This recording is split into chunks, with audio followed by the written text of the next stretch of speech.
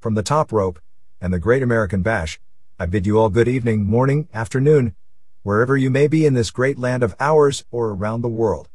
Welcome to the $55 million studio. I'm the Pro Wrestle Machine. August 3, 1998 Wrestling Observer Newsletter. More on Leno and WCW. WWF Fully Loaded Review. Death of June Byers, more. By Observer staff.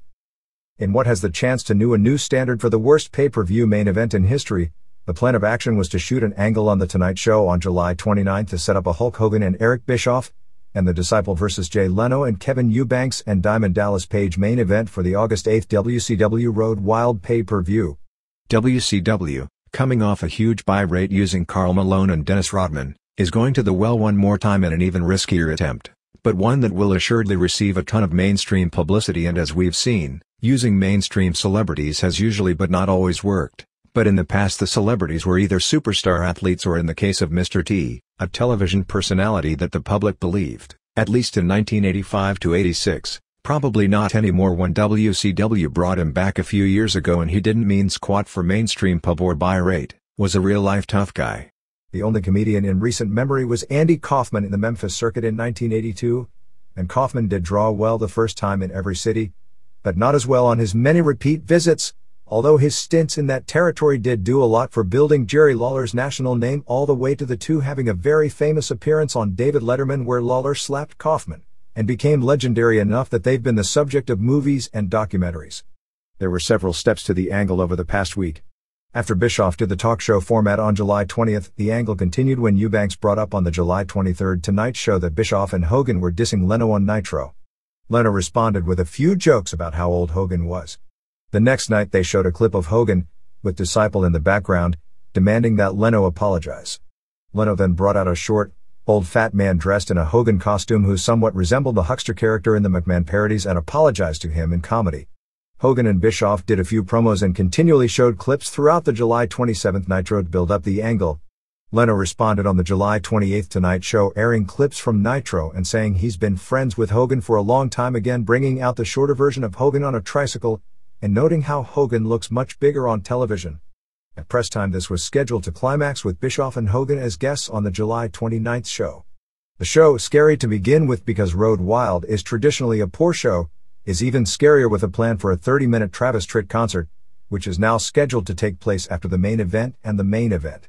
Not only are neither Leno nor Eubanks, or for that matter any of the six involved world-class athletes like Malone and Rodman, but Leno's schedule is so tight that word has it there will be little or no time to run through the match ahead of time. It isn't like Malone, who was not only a great athlete but also spent several days working at the power plant so as not to embarrass himself, and even with that, largely due to Rodman, that match was a disaster. In addition, the booking in WCW appears in disarray as on the next to the last Nitro before the show on July 27th, there still had yet to be one match announced for the show. Besides the Leno match, which was not even hinted, although if you read between the lines you'd sort of know about it since they spent so much time ripping on Leno, the only match strongly hinted was Rick Steiner versus Scott Steiner, and even that match isn't a definite. At press time the only other matches listed are Chris Jericho versus Juventud Guerrera for the Cruiserweight title with Dean Malenko as referee and the Giant and Scott Hall and Scott Norton and Kurt Hennig versus Sting and Lex Luger and Kevin Nash and Conan. There had been plans for a Stevie Ray versus Chavo Guerrero Jr. and a Raven versus Perry Saturn match where if Saturn won the Flock would have to disband, but both matches have since been pulled from the schedule. There isn't much to say about the WWF's fully loaded pay-per-view show on July 26th from Fresno, California. The undercard was a little better than has been the standard for WWF shows, but still nowhere close to the level of WCW. The main event was nowhere near the standard of most recent WWF pay-per-view main events, but still worlds above most WCW pay-per-view main events. My feeling when the show was over is that it was just a Sunday afternoon wrestling show, not good and not bad, with a few surprises and clearly messages being sent. There were no cheap DQ or countout finishes, which is a rarity for any American show, although there were a few too many ref bumps and constant outside interference, not only for falls but for teasing falls. I'm really enjoying the WWF booking, because often bookers get carried away with misdirection, fooling people by not delivering the obvious, except that misdirection isn't always the best thing for business when you have an obvious money-drawing angle, but it just seemed a lot of the misdirection on this show worked. The show sold out the Selland Arena to the tune of 9,855 fans, $8,835, paying $179,435 plus $71,239 in merchandise, several days ahead of time. We've received very preliminary buy rate information that this show did the lowest buy rate of the year for any WWF or WCW event. 1. Val Venus, Sean Morley, pinned Jeff Jarrett in 750. Venus teased that he was going to take off his trunks but was interrupted by Jarrett's music and the voice of Colonel Tennessee Parker Lee. Kaientai and Wally San came out but they sent Kaientai to the book and put Wally San on color commentary. Bad move. Yamaguchi spent 8 minutes trying to say there would be a surprise on Raw for Venus. With the exception of the time Sherry Martel did color on a pay-per-view match about 8 or 9 years ago where she was fully loaded, this was about as bad as we've seen a guest in that position. It seemed he was out there just so they could do a short Japanese guy with a small dick who can't satisfy his wife line for Venus at the end. As for the match, Venus looked green and it was kind of herky-jerky early, but Jarrett did a good job and it turned out to be a lot better than your typical Titan prelim match. A lot of near falls until a ref bump. A ref bump in the opener? Venus, who had a cut cheek, the one in his face, and I guess these days with WWF we have to make the distinction, was on the top rope. Lee swept his leg, causing him to crotch himself. Jarrett superplexed him off the top and set up a figure four, but Venus turned it into an inside cradle for a good near fall. Jarrett wound up colliding with Lee and Venus got behind him with a rolling reverse cradle for the finish. 2 1/4 stars. 2. D'Lo Brown, A.C. Connor, pinned to X-Pac, Sean Waltman, in 8:26. This was originally to be a European title match, but was then switched to a non-title match, I guess for no other reason than to telegraph that Waltman was going to win, and then have him lose. They announced X-Pac at 202 pounds, which is a lot more reasonable than the 222 they announced him at on the previous pay-per-view. Match had no heat. X-Pac took a really fast and hard bump into the corner. Brown missed a moonsault. Finish saw Kama hit X-Pac with a clothesline. X-Pac turned around and decked Kama, and when he turned around again, he walked into what they are calling a sky high, which is Brown's really cool version of a power bomb for the pin.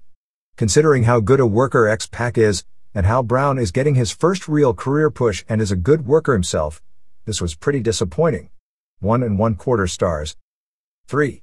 Farouk, Ron Simmons, and 2 Cold Scorpio Charles Skaggs beat Terry Funk and Bradshaw, John Leafield, in 6:51. It is very clear WWF is trying to use legends of the past like Funk and Vader jobbing to the lowest-ranked young guys in the company to send the message that even the old guys who were great are passé. It was bad enough the night before to see Funk work an opener, because while in the sports world, it is true that 54 is a bit long in the tooth, but he was still far and away the most entertaining performer in the match. In the entertainment world, which WWF claims to be, a Hall of Fame entertainer, whether it be Sinatra or Mick Jagger who has passed his prime, is still not put in the embarrassing position to be an opening act, or used to put over a musical version of Mark Henry or Bradshaw. Funk announced it would be his last match for 6 months because he's all beat up, and Bradshaw acted pissed since this supposedly was the first he'd heard about it and went to the ring with a bad attitude. No heat again. Scorpio did a nice Hurricane Rana. Bradshaw did a backwards superplex on Scorpio. Funk and Scorpio brawled outside the ring and Funk threw Scorpio over the guardrail to the crowd, and then from the crowd threw him back over in the other direction. Funk hit a Vader bomb on Scorpio outside the ring. Scorpio hit a twisting splash in the ring for a near fall. Scorpio did a really far leg drop off the ropes on Funk. Still lots of boring chants at this point. Finally Scorpio pinned Funk after the Firebird, 450, splash. Bradshaw attacked Funk after the match, causing Scorpio to try and save him, but Scorpio took this awesome spin bump off the floor from a Bradshaw clothesline. While Bradshaw still comes off as an uncharismatic overpushed bland WWF big guy type, his work has really gotten better this year. When Farouk tried to make the save, Bradshaw clocked him with a hard chair to the back. 1 1/4 stars. 4. Mark Henry pinned Vader, Leon White, in 5:03. With the exception of the finish, this was move for move the same match they did the previous night in San Francisco, except Henry seemed to freeze here and they screwed up a lot of early spots and had a lot less heat. Henry screwed up the timing on he first body slam and the match fell apart from there. Finish saw Vader splash Henry off the middle rope, but Henry kicked out, and Henry delivered a power slam and a big splash and Vader didn't kick out. Clearly it's time for Vader to move on, but at this stage of his career, there may be nowhere left to go. 1/2 star. Mankind, Kane and Paul Bearer came out. They were running a storyline throughout the show that Undertaker had not showed up and they didn't know where he was. Byers said he was a coward. New Age Outlaws came out and challenged Mankind and Kane for a tag title match on Raw the next night, and it turned into a pull-apart brawl. Again, this misdirection, which would lead you to believe that Mankind and Kane were going to have to retain the titles in the main event, seemed to work, but they are already in danger of making the misdirection into what is predictable now that they're setting the pattern. 5. DOA, Ron and Don Harris, beat LOD 2000, Michael Hegstrand and Joe Laurinaitis, in 8:50.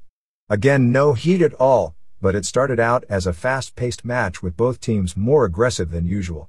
They really tried, but they just don't work together well, but this was worlds better than their house show matches. Hawk missed a shoulder block and flew out of the ring. Paul Ellering was also very aggressive and kicking the hell out of him. After Ellering tripped Hawk about 5 minutes in, the match started falling apart. It got scary bad by the end. The LOD hit the Doomsday device on one of the Grimm twins, but the other saved. Then the twins did a switch and the illegal guy hit a DDT on Animal for the pin. They were missing spots left and right in the last few minutes. Again, the pattern in its third match in a row of wrestling legends going down to clean but weak finishers. What has killed LOD, besides themselves, is that their whole aura was based on not doing jobs, and in this environment they can't be protected like that anymore. But in the WWF, every wrestler uses the DDT as a transition move, and it's the most overdone maneuver in the entire federation. In San Francisco the night before, there were more than a dozen DDTs on the card, 3 or 4 in the opener which all got pops.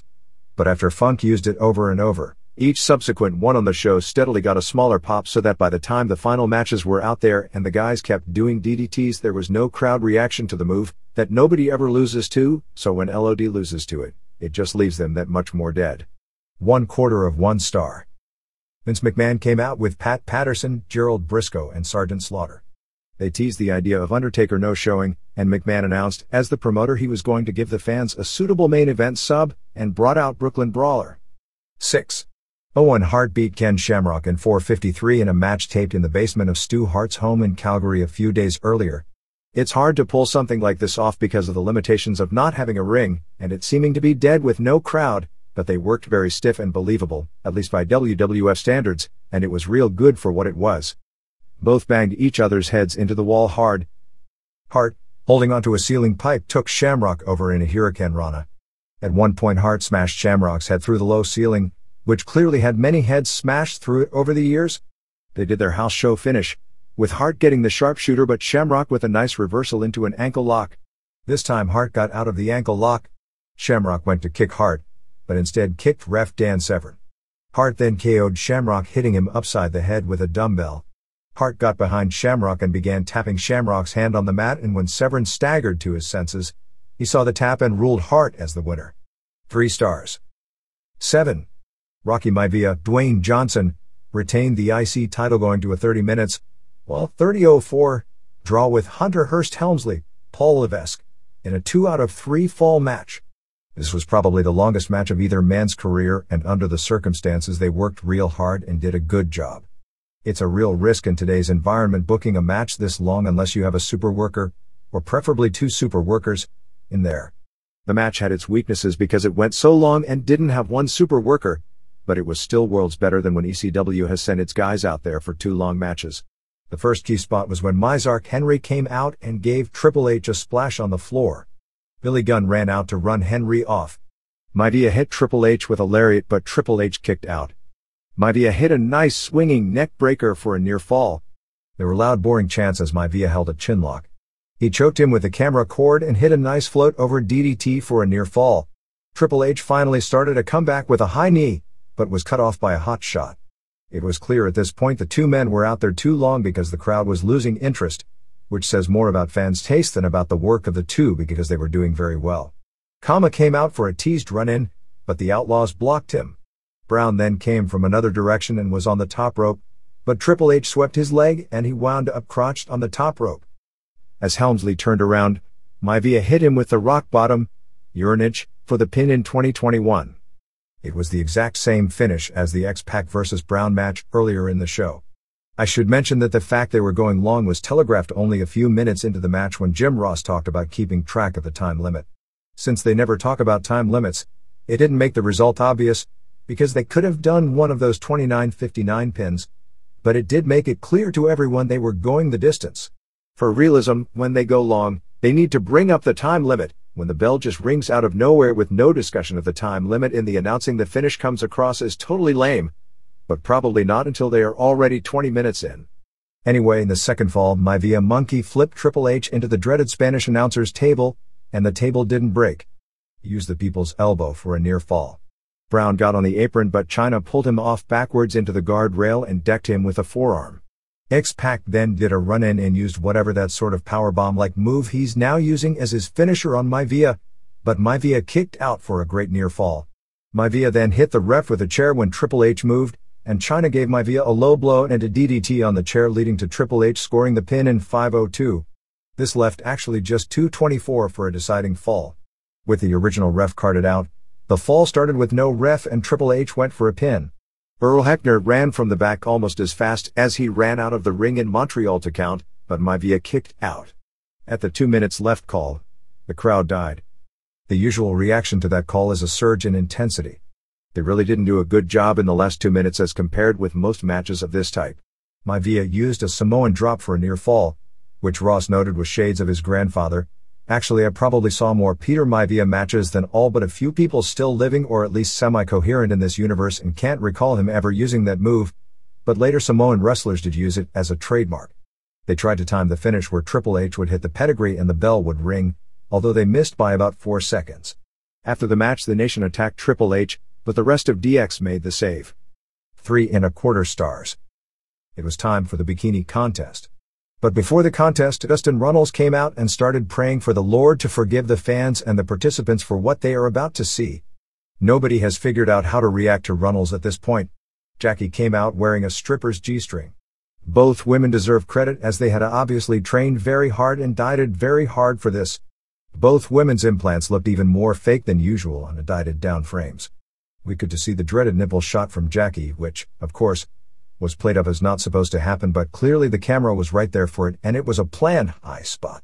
Sable came out wearing a halter top, claiming her boss, the evil Mr. McMahon, said to dress conservatively. But claiming her freedom of expression and standing up to her boss. Hey, whatever happened to that storyline explanation on why she never left after losing the Loser Leave Town match? Is this WCW or what? She removed her top and had nothing on but body paint shaped like hands to cover her nipples. Mero acted furious and took a bump from a really weak-looking slap. McMahon ran out furious and put his sports coat over Sable and dragged her to the back, playing the old party pooper role. Sable got more cheers and was awarded the win, even though Jacqueline probably had the better body of the two, but they both were in shape, and that's all a matter of taste. And if you thought it was tasteless, it was, but you haven't learned. That's like reading reviews of a dirtier movie and taking kids to see it and then complaining afterwards when you knew ahead of time what it was going to be. I don't have a problem with them presenting the product the way they do because this is business for profit, and at this point it's working. The day it stops working is the day they should change. You know what it is, if parents have problems with it, and believe me, if I had kids there is no way I'd let them watch today's WWF. I only have a dog, and the only time WWF was objectionable to my family was when DX was peeing on DOA's bikes because my dog's hero Sean Waltman, who became a heroic figure when he did that interview telling Hulk Hogan that he sucks, was setting a terrible example for impressionable puppies. It gets worse. My next door neighbor is a bona fide Hell's Angel with several expensive bikes in his garage and wild parties every other weekend with a bunch of guys that look like rejects from Tank Abbott's gangs, and we have enough problems because his favorite wrestler is still Hogan, and the last thing I need is a dog who hates Hogan thinking it's cool to pee on his bikes. I swear almost every word of this is true. You've had nearly 1 year of warning about what it is and where it's going, and if you haven't picked up the message, don't blame the WWF at this point. It's trash, and this was trash, but if you think you are going to get any level of morality from wrestling promoters, you are doomed to a lifetime of major disappointments, and they certainly have the right to present what they think their audience, which is early 20s males, wants to see. 8. Undertaker, Mark Calloway, and Steve Austin, Steve Williams, beat Mankind, Michael Foley, Kane, Glenn Jacobs, to win the WWF tag titles in 1728. Austin worked really hard but had to carry the match for the other three, and thus even though it was a better than average match, it was way below the standards of most WWF pay-per-view main events, and WWF sells its shows on its main events. It wasn't a bad match, but just that the expected standard is so high it was disappointing. Undertaker came out to new music. I wouldn't have messed with that trademark. They teased Undertaker and Austin breaking up from the start. It looked like they were going to come to blows before the match started, but both were attacked from behind. Austin and Kane brawled early. Undertaker took a clean tag from Austin, but then flipped him off and Austin laughed at him. Undertaker, who has gained a lot of weight, probably because he can't train on his ankle, appeared to gas out about 5 minutes in, which is better than the night before when he gassed out almost immediately. Kane used a choke slam on him and Mankind a double-arm DDT, but Austin made the save for him. Mankind and Undertaker did the clothesline spot with both going over the top. Mankind teased doing the elbow off the apron to the floor, but Austin shoved him off the apron onto the new unbreakable Spanish table. Undertaker backdropped Mankind on the floor, but Kane ran Undertaker into the steps. Undertaker hit the 4,000th DDT of the card and tagged to Austin. Austin clocked Kane with a hard chair shot for a near fall. Kane came back with a high kick and threw Austin over the top. Kane dropped Austin's throat on the guardrail. Austin sold for the next several minutes before being hit with a choke slam by Kane, and Kane protected Austin on the bump noticeably more than he would anyone else. Hey, when the meal ticket has a bad neck, you protect him. He teased a tombstone, but Austin got free and hit Kane with a chair and went for the tag. At first they acted as if Undertaker wouldn't tag in, but after teasing it, he did tag, and gave high choke slams to both Mankind and Kane, then put the tombstone on Kane for the pin. Undertaker then grabbed both tag belts and left, leaving Austin in the ring without a belt. 2 3/4 stars. On a night where the total viewing audience for pro wrestling set another cable record, Raw barely squeaked by Nitro, largely by the teeth of its 5-minute overrun. The closeness of the head-to-head battle was largely due to the huge rating. The replay of the Hulk Hogan and Dennis Rodman vs. Diamond Dallas Page and Karl Malone match from Bash at the Beach drew. That match became the second most widely viewed quarter hour in cable wrestling history, drawing 4,789,000 homes, or a 6.51 rating and 10.2 share, trailing only the July 6 Hogan vs. Bill Goldberg match, which drew 5,054,000 homes, topping the former number 2 mark of 4,774,000 homes set on April 20 for the Hogan vs. Randy Savage title change. Even more amazing than the two aforementioned matches is 6.5 rating grew from a 4.2 the previous quarter, which meant the match saw the audience increase 55% from the previous quarter, a figure unheard of in recent wrestling history.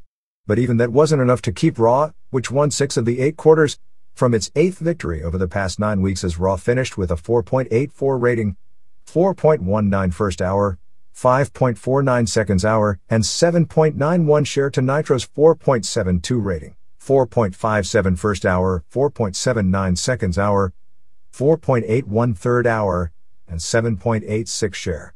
In the actual 2-hour head-to-head period, Nitro won with a 4.799 rating to Raw's 4.783, so Raw's margin of victory was because WCW drew a weaker rating in the unopposed first hour, and because Raw gained 0.055 on its total rating by its 5-minute overrun, which goes unopposed. The Nitro replay also scored strong with a 1.6 rating and an amazing 10.0 share. The closeness of the ratings had to be shocking, since Nitro had one of its worst shows on record and the Raw show was its usual great show, with the quality difference this week being perhaps the largest ever. It appears largely through the general public interest in seeing the Bash match, which was heavily advertised all weekend. It nearly carried Nitro to victory. The combined audience watching the 2 hours head-to-head on average was a 9.58 rating and 15.6 share, or 7,060,000 homes, breaking the combined viewership record set on April 20th of a 9.48 rating and 14.82 share and 6,920,000 total homes. In the head-to-head quarters, Raw opened with a 4.4 Undertaker, Austin and McMahon interview, to a 4.2 Norton vs. Neidhart and Hart interview. Nitro scored a win in the second quarter with a 4.3 Jericho vs. Malenko, to Raw's 4.1 Vader vs. Brown. Beginning of Williams vs. Bart Gunn, Raw came back with a 4.9 Williams vs. Bart finish, Owen Hart vs. Severn, to Nitro's 4.2 Travis Tritt video. Hennig vs. McMichael, Hogan and Bischoff interview. Nitro scored its 6.5 for the Malone match to 3.6. Farouk and Scorpio vs. DOA, but Raw rebounded to a 5.3. Helmsley vs. Maivia vs. X-Pac and Brackus vs. Castillo, to Nitro's 5.0 and a Bash match plus Goldberg's first interview, followed by almost a dead heat with Raw actually getting a 4.94. Venus vs. Christopher, to 4.89, Anderson interview, beginning of Sting vs. Hall, followed by Raw going to a 5.3, LOD vs. Kama and Henry plus Sable and Jackie presentation, to 5.0. Sting vs. Hall finish, Steiner and Bagwell interview, and Raw scoring big in the final quarter with a 5.95, end of Sable's segment plus Austin and Undertaker vs. Outlaws, killing Nitro's 4.38, Goldberg vs. Adams and Hogan vs. Page, and Raw actually did a 6.82 overrun for the first 5 minutes for the finish of Austin and Undertaker vs. Outlaws. It should also be noted that as bad as the Bischoff segment in the first hour was on the Tonight Show set, it still did a 5.0 rating, a number even more impressive when you consider the natural progression of ratings ended at the next quarter with interviews with Page and Hall. Dusty Rhodes and Norton at the booth fell to a 4.7. In comparing business, it goes without saying that this year blows away any other year of this decade.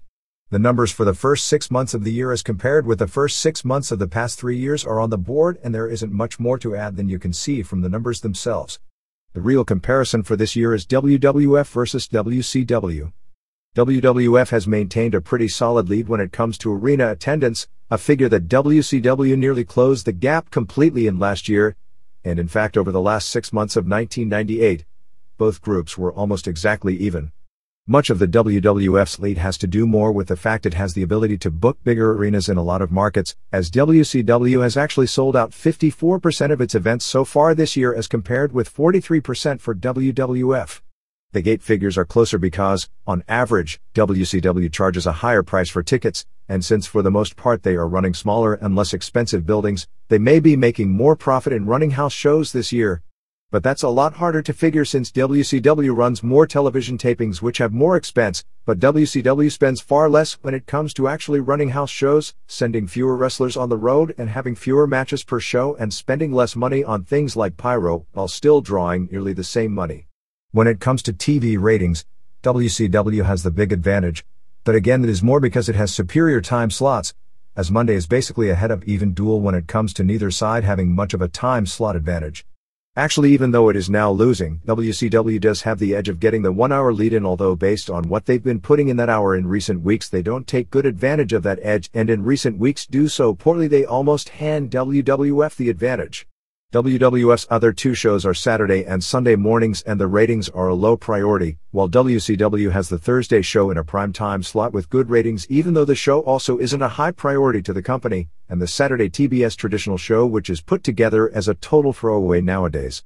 WWF's lead when it comes to buy rate is only because of WrestleMania, as taking that show out of the picture and the WWF average buy rate goes down to 0.75 and revenue down to $3.15 million per show, and because the WCW2 monster buy rates came the last week of December, or 1 week before this time period begins, and the second week of July, or 2 weeks later. If you throw in Bash at the Beach, the average to date for WCW goes up to 0.99 buy rate and revenue to $4.12 million per event, and if you factor in what WWF would be expected to do with the July fully loaded show, it would give WCW a slight lead on pay-per-view, a position they've really had for the past 2 years, and no matter how you slice it, pay-per-view is still the biggest money revenue stream for both companies and really far more important than house show business or Monday night or weekend television ratings. Again, overall, this is a very competitive wrestling war, and for either group to claim to be solidly winning is an empty claim. It's easy to just use the Monday ratings as a barometer over who is winning and losing because it's an easy number to figure out and a new one comes out every week. Realistically, those are the least important factor of all except when it comes to ego and perception of how the landscape of competition is going by both insiders and outsiders. That's where the Monday ratings have taken on a life of their own and become top priority for both sides. Both companies' biggest revenue stream comes from pay-per-view followed by house show revenue. Money earned from television ratings, both in costs paid by their respective networks and advertising income from those shows, runs third for WCW, and is maybe even lower on the economic totem pole for WWF behind things like merchandising and licensing of products. Even though when it comes to overall product, WWF is really blowing WCW out of the water with only a few exceptions this year, WCW is still staying pretty even, perhaps living off the momentum created last year when for the most part WCW blew the WWF out most of the year. The death of former women's wrestling champion June Byers at her home in Houston on July 20th at the age of 76 brought back the story of the single most historically significant women's wrestling match ever in the United States. It was August 20th, 1954 in Atlanta where Byers, generally considered one of the best of the women wrestlers ever in the United States, captured the women's world title from Mildred Burke, but there was a lot more to the story of that match than a simple title change. It was probably the last match in U.S. history involving such a major championship that went into the ring and was a complete shoot.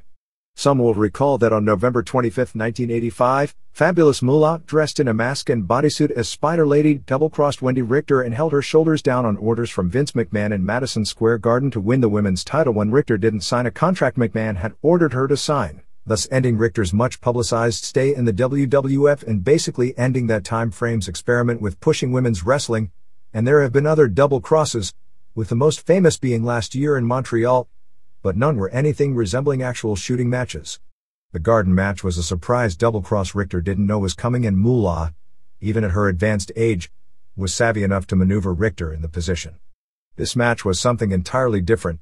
Burke, basically the pioneer of women's wrestling and the biggest women's wrestling star ever in the United States, in that she was a legitimate top-drawing card on her own and was almost surely America's highest-paid female athlete, earning in the $50,000 per year range in the late 40s and early 50s. Had been champion since 1937. Her then husband Billy Wolfe set up a women's wrestling booking office built around her as the big star, and brought women's wrestling to its historical peak in the U.S. with a stable of more than 100 full-time wrestlers by the early 50s. The story of Wolfe and Burke was so bizarre in real life that there has been talk this year of doing a movie based on her life and their relationship. Anyway, they split up and Wolfe wanted Burke, who was then 39, to drop the title to a younger and prettier woman, in particular Nell Stewart, who was a very pretty woman, 23-year-old woman nicknamed the Betty Grable of wrestling at the time, who Wolfe ended up marrying. Burke refused, and by legend, she was a very tough woman, being that she started wrestling in carnivals and would fight men out of the audience within 15 pounds of her, and legend had it that she was never defeated. Apparently Wolfe figured the only way to get his title belt back was to get his biggest and strongest woman wrestler, Byers, who he figured he could also control because she had married his son, the same son, from a prior marriage, who in the 40s had an affair with Burke, had her bulked up to 180 where she'd have a 45-pound edge on Burke, and had her training full-time with former NCAA champion Ruffy Silverstein. Wolfe had already declared Byers world champion, having her win a tournament in 1953, but it was Burke's belt that everyone took seriously, and Burke, at this point out of Wolfe's organization, that all the promoters wanted to book, since she had never lost and had so many years of public acceptance behind her and was the most famous woman wrestler in the world. Anyway, a showdown was set up for Atlanta before 4,000 fans, with promoters from around the country traveling to see a real-life shoot between the two women. There are various versions as to what happened. Burke's version was that she was booked heavily going into the match, working many dates in the South, and injured her bad knee in the process, while Byers was kept out of the ring and was fresh for the match. In the match, Burke dislocated her knee and gave up one fall to put her injured knee back in place, and basically working on one leg, held off Byers until the Georgia State Athletic Commission inspector stopped the match after 47 minutes because it turned into one of those historical, more boring than can be imagined shoot stalemates. At that point, since she had only lost one fall in a best-of-3 fall match, and the rules in those days were you had to win 2 falls for the title to change, Burke demanded in the ring the match be declared a no contest since it was stopped from the outside, and that because she didn't lose 2 falls, she had retained her title, which was what was announced in the building. Wolfe, who controlled women's wrestling, figuring that was about as good a job as he was going to be able to do on his ex-wife, got the local commission to reverse its decision the next day, and they declared Byers the winner and new champion. From reports at the time, once Burke's knee went out, she was totally defensive, and although she blocked every finishing attempt, she did nothing on offense during the remainder of the match. The story at the time was that Byers totally dominated the match and won a fall cleanly via submission, and thus was the rightful champion. Years later, Burke had gotten versions of the story more sympathetic to her, being that she went into the ring with the injury, fought a woman much larger and younger than her, actually dislocated her knee early in the match, and still was never able to be defeated, and her title was stolen from her, like much of her money, by her ex-husband, who by all accounts was a major real-life scumbag. The end result of this was the eventual split of the U.S. into 3 different major women's world champions. Burke continued to wrestle, claiming the world title, although Wolfe made it so that few, if any, of the U.S. promoters would book her. She wound up forming the WWWA in California and trained women wrestlers for most of the rest of her life, passing away in 1988, and her WWWA title belt wound up in Japan, where she is historically regarded as the first champion, having retired with the belt, and that is the same championship that is traced to current champ Shinobu Kondori. Byers continued as Wolfe's champion until his death in 1961, by which time she had already divorced his son. She continued to wrestle and defend that version of the world title through January 1964, when she had a career-ending auto accident, at which point she was married and later divorced former wrestler and promoter Sam Menaker. She lived the rest of her life in Houston, where she grew up, working in real estate and in fitness training, and at least a few years ago was living with Sputnik Monroe. Where Fabulous Moolah came in was on September 18, 1956 in Baltimore. Moolah, then known as Slave Girl Moolah from her days as a valet, won a tournament in Baltimore promoted by Jack Pfeffer for what became an outlaw women's wrestling booking office run by Buddy Lee of Nashville. The same Buddy Lee who became a famous country music promoter years later and who the Tennessee Lee character is named after.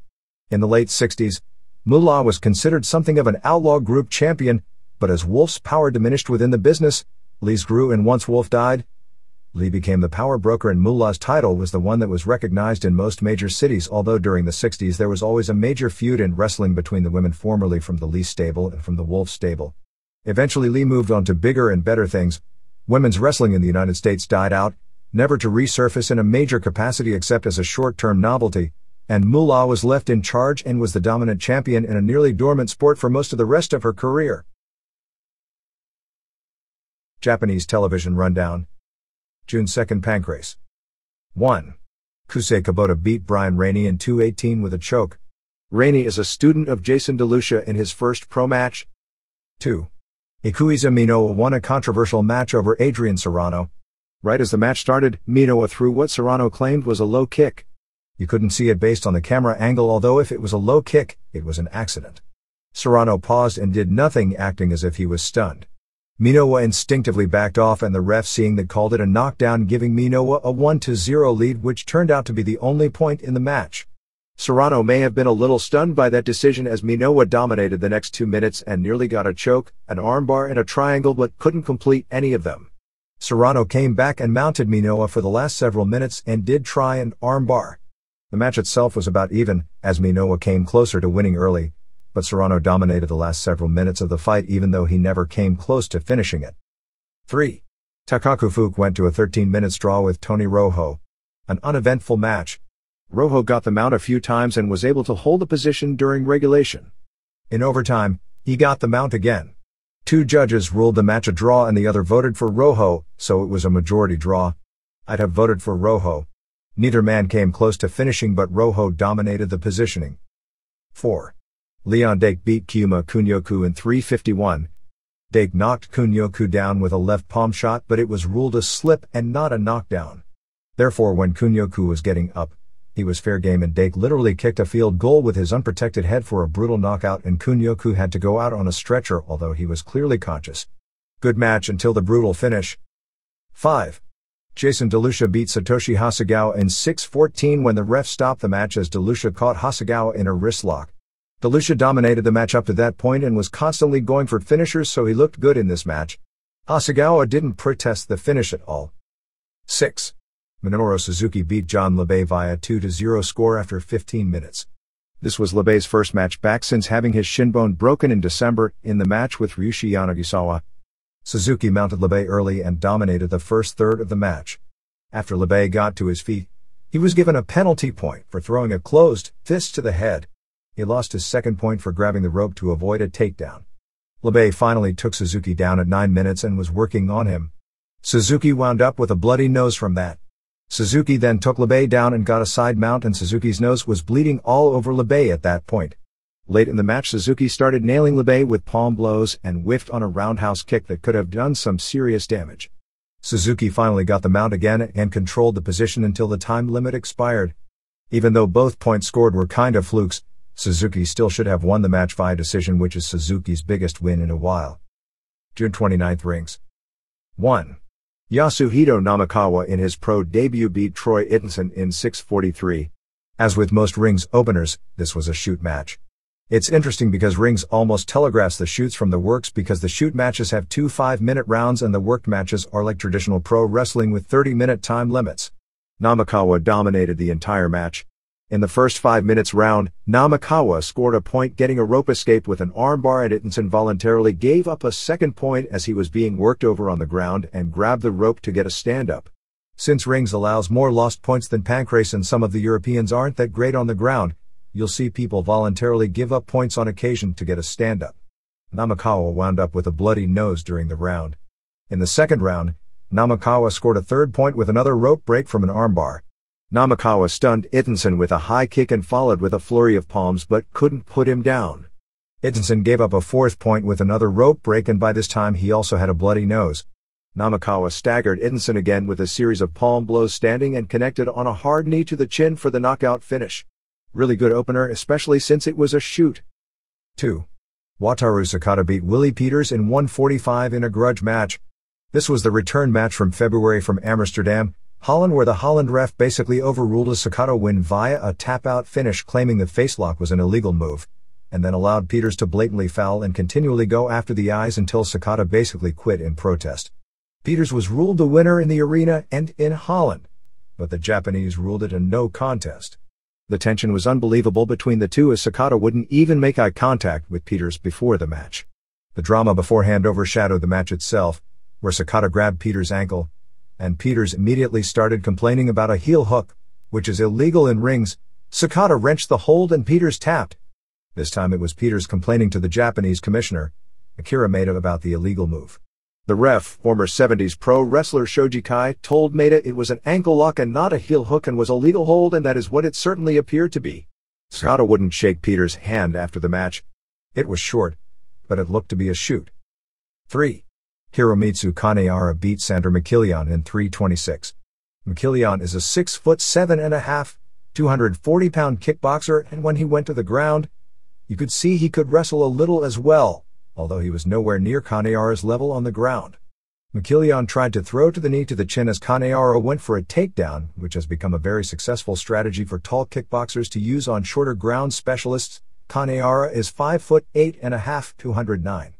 He threw the knee, but Kanehara basically took the blow and came out of it with the leg and went for an ankle lock, but Mikilian made the ropes. Kanehara got him on the ground again and got an arm bar for the tap out. This was also a shoot and an interesting match. 4. Hans Niemann beat Vladimir Klementiev in 4:44.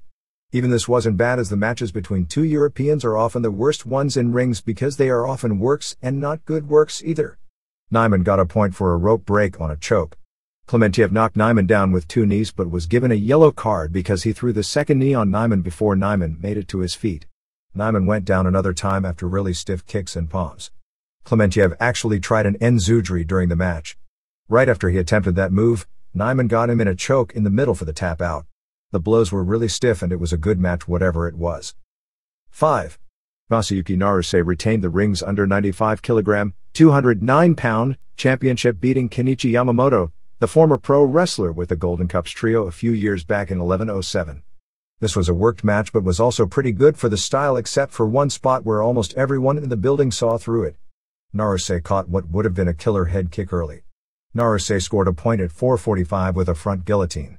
There were a lot of near submissions, and at 10 minutes the two had a great standing flurry, before Naruse got the submission with a straight armbar. 6. Kiyoshi Tamura and Tsuyoshi Kosaka went to a 30-minute draw. I'd been told ahead of time that this was a 5 stars match, and I'd agree with that rating and label it as the best match of 1998.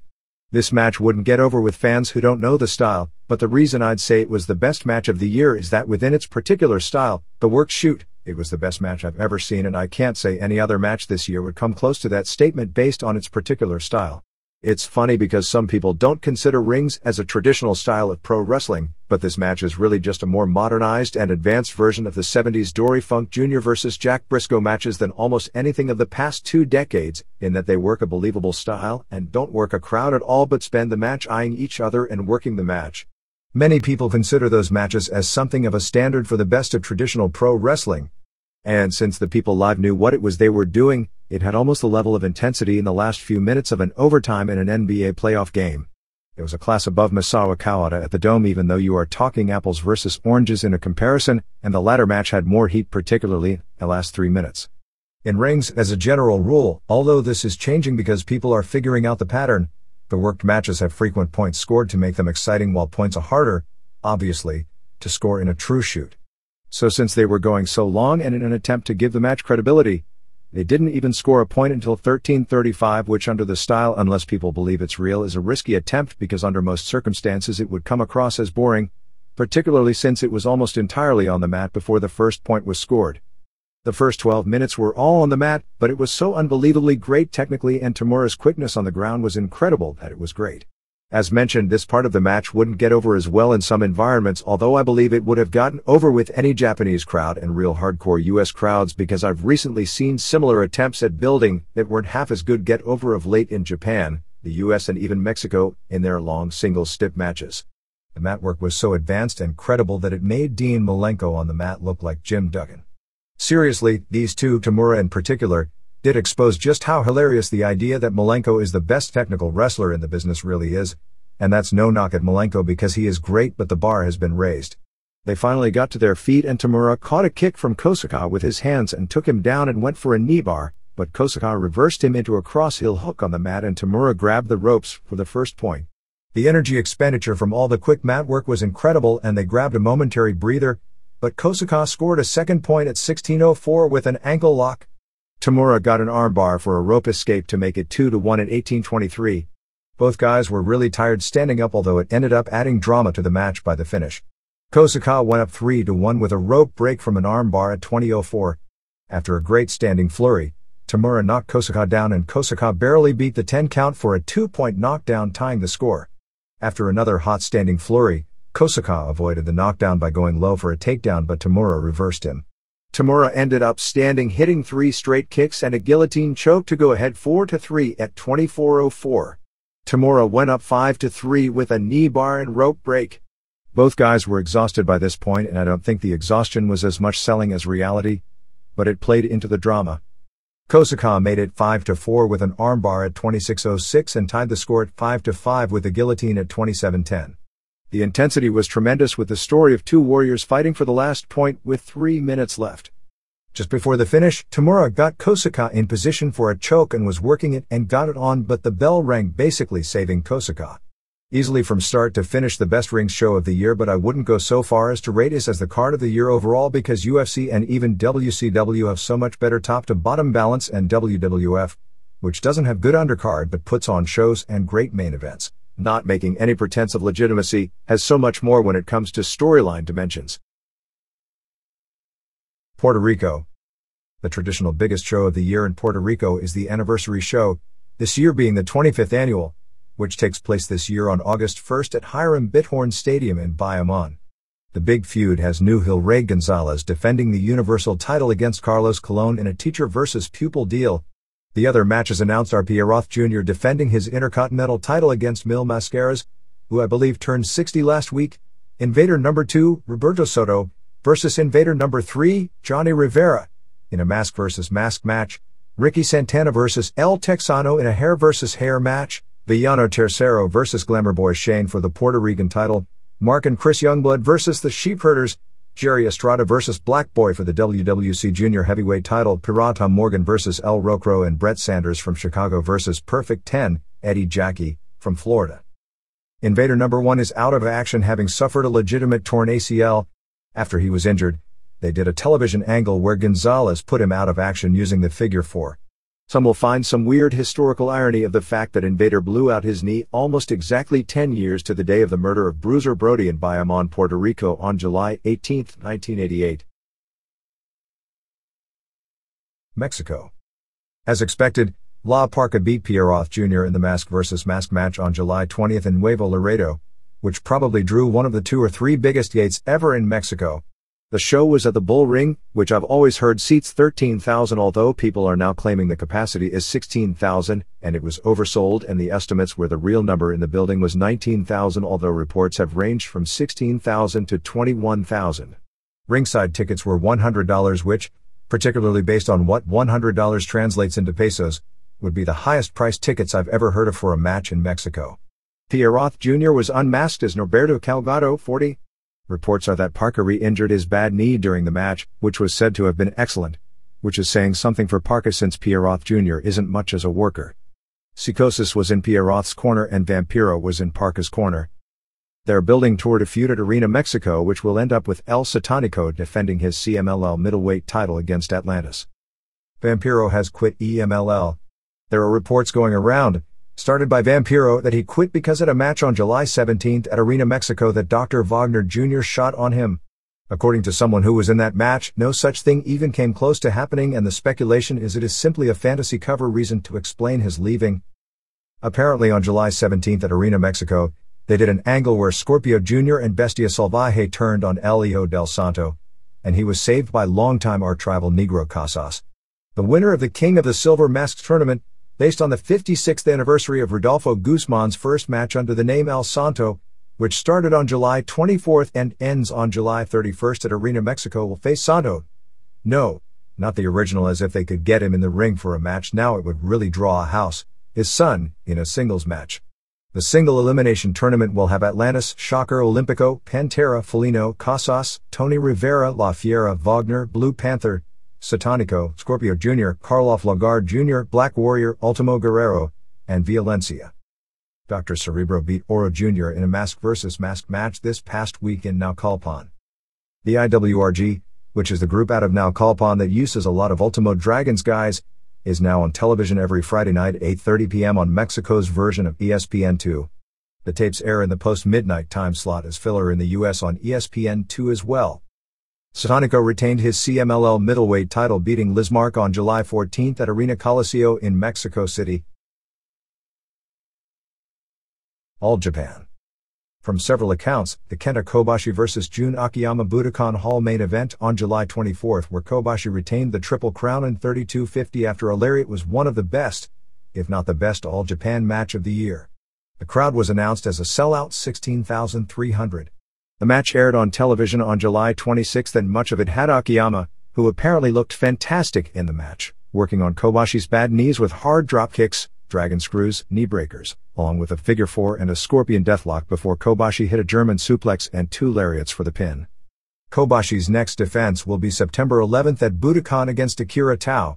In the other top matches on the show, Toshiaki Kawada and Takao Omori beat Hiroshi Hase and Manukia Mossman in 25-13 when Kawada pinned Hase with a high kick to the face in what we also heard was a real good match. Gary Albright and Yoshihiro Takayama beat Jun Izumida and Tao when Takayama pinned Izumida after 3 leg drops in 14:56, and Johnny Smith and Johnny Ace and Wolf Hockfield beat Giant Kimala 2 and Headhunters when Smith pinned Hunter B after a German suplex in 8:59. Said to overall be a very good show. The next tour from August 22nd September 11th features the return of both Mitsuharu Misawa and Stan Hansen, which should put an end to all the Hansen rumors. Also on the tour as foreigners are Albright, Ace, Hockfield, Smith, Kimala 2 and Mark Rajan. Rajan was booked through Dick Destroyer Bear and wrestled in the mid-80s for Mid-South Wrestling. Ace claimed in Gong magazine that he taught the Diamond Cutter, which almost the same thing as the Ace Crusher, to Diamond Dallas Page 3 years ago in Atlanta, and that the two were friends. July 5th TV show did a 3.1 rating. New Japan. Keiji Muto's knees continue to bother him after getting operations recently on both of them. Weekly Fight this past week speculated that Muto is actually having to contemplate retiring from the ring because of all his knee damage. The plan, unless things change, is definitely for Masahiro Chono to win the IWGP Heavyweight title from Tatsumi Fujinami at the Osaka Dome. The general feeling seems to be that both the Osaka Dome and the G1 tournament are kind of lackluster compared to previous G1s and Dome shows. Masa Saito and Masahiro Chono were both trying to negotiate to bring in some American indie wrestlers to work the Osaka Dome, in particular to change the opponents of Great Muta and Great Kabuki, because the announcement of Michiyoshi Ohara and Tatsutoshi Goto as their opponents wasn't well received by fans. In the IWGP Junior Tag Team Tournament, the round-robin matches will be July 31st at Sumo Hall, has Shinjiro Otani and Tatsuhito Takaiwa vs. Koji Kanemoto and Dr. Wagner Jr. and Jushin Liger and El Samurai vs. Kendo Kashin and Yuji Yasuryuka. August 1st in Sumo Hall is Otani's team against Kashin's team and Liger's team against Kanemoto's team, leaving August 2nd at Sumo Hall with Liger's team against Otani's team and Kanemoto's team against Kashin's team, and the two teams with the best record meet in the finals at Osaka Dome. The latest on Naoya Ogawa is that he left Japan on July 28 for 1 month of training in Shorinji Kempo Karate in China and will return to Japan for the August 28 K1 show. Liger will work a card for Michinoku Pro on August 22nd, apparently as a trade-off for Sasuke working the Osaka Dome. July 4th TV show did a 2.2 rating. Other Japan notes. A correction from last week's story on Akira Maeda. The first UWF folded in late 1985, not 1984, and Maeda's return to New Japan was in January 1986, not 1985. Another correction regarding Naoya Ogawa's match at the Nagoya Dome on July 18. It was in fact announced ahead of time that Ogawa's match wouldn't appear on the Fuji Network broadcast, so the fact the match was horrible isn't why it didn't air, although from all accounts the match was both worked and horrible. Ogawa apparently still has an exclusive contract with TV Asahi, so he can't appear on a sports event with a rival network even though K1 in a Fuji Network sport. Jaguar Yokota announced that her retirement match would be on November 26 at Tokyo Komazawa Olympic Gym. Yokota wants singles matches against the top women from other promotions over the next few months, and will headline that Women's Old Timers All-Star Show on August 14 in Kawasaki for a singles match against Asia Kong. Pancrase ran its first show ever in Aomori, which is Masakatsu Funaki's hometown, and sold out the 3,250-seat building well in advance, with Funaki beating Asami Shibuya with a shoulder lock in 6:07 in the main event. Don't know what they are going to do about the King of Pancrase match on the September 14 pay-per-view show, as Yuki Kondo vs Ryushi Yanagisawa wound up as a 20-minute draw in the match to determine who would get the next title shot. Evan Tanner of Amarillo, the USWF heavyweight champion, remained unbeaten in both NHB and shoot fighting, capturing yet another tournament when he made Justin McCulley submit to a chicken wing in 5:07. Hayabusa will be working 3 dates for Michinoku Pro in mid-August. Michinoku Pro will also be bringing in a masked wrestler as Shiryu. JWP has a big show on August 7 in Sapporo at Nakajima Sports Center with Devil Masami vs Hikari Fukuoka and Manami Toyota vs Rieko Amano on top. The Small Battle Arts Group, which generally draws crowds of 200 or less, announced that it will be promoting its biggest show in history in November at 11,000-seat Sumo Hall, as a joint effort with Michinoku Pro. As a build-up to the August 23 Shinobu Kondori vs Manami Toyota WWWA title match in Kawasaki, AJW sent Miho Uekizawa and Kumiko Maekawa to LLPW to lose in a handicap match to Kondori, with Toyota watching the match from ringside and them doing post-match mic work to build up the bout. Takamichi Noku and Kaientai with Wally Yamaguchi from WWF worked July 22 at Korakuen Hall for an Indies World show that drew 1,400 and included veterans like Yoshiaki Fujiwara, Ryuma Go and Yoshiaki Yatsu in the main event. Kaientai beat Tarzan Goto and Masashi Aoyagi and Azteca in a match where Goto and Aoyagi broke up their tag team to start a new feud, while Taka teamed with Asian Cougar to lose to Masao Orihara and Palomino. FMW announced its August 11 Korakuen Hall main event, which is the match where company president Shoichi Arai will wrestle. It'll be Arai and Atsushi Onita and Mr. Pogo 2 and Yoshinori Sasaki vs Hiromichi Fuyuki and Koji Nakagawa and Yukihiro Kanemura and Go Ito. On July 27 in Osaka, FMW fought Team No Respect in a 5-match series ending with each team getting 2 wins and a draw between Jado and Hisakatsu Oya. However, they then came back in a 10-man tag in the main event, with FMW winning when Hayabusa pinned Kanemura. Tsuyoshi Kosaka moves from Japan to Seattle on August 1 and will train full-time in kickboxing under Maurice Smith. Kosaka wants to do MMA fighting in the US and will return every month or two for rings matches, with his next one being on September 21 at Yokohama Bunka Gym against Ilyakine Mikhail. Big Japan's deathmatch tournament comes down to Great Pogo vs Mitsuhiro Matsunaga on August 9 in Kawasaki in a match with a ring surrounded by fire, and the loser has to be put in a coffin. LLPW wrestler Mizuki Endo, who was scheduled to move to Portland, Oregon, was apparently deported when arriving for not having the correct paperwork. The first ever women's Tiger Mask debuts on August 31 in Osaka. The Michinoku Pro Tiger Mask and the original Tiger Mask, Satoru Sayama, presented Kandi Akutsu as the new Tiger Mask in a press conference on July 28. Version also has a tournament called Zion 98 with Yoko Hamada, daughter of Gran Hamada, who will be debuting in a few weeks, Mary Apache, Rita Mata, Mihiko Futagami, Yumi Fukawa, Michiko Omukai, Reggie Bennett, and Marco Yoshida. The tournament winner faces Akutsu to determine the first Queen of version, a takeoff on the King of Pancrase title on December 8 in Yokohama. Here and there. Memphis continues to build around the Jerry Lawler-Randy Hales version of the Steve Austin-Vince McMahon angle. When the July 25 TV show started, Lawler went into the production booth and tore up Hales' format sheets and threw Hales' assistant, Downtown Bruno, out of the booth, locked the door and took over the show.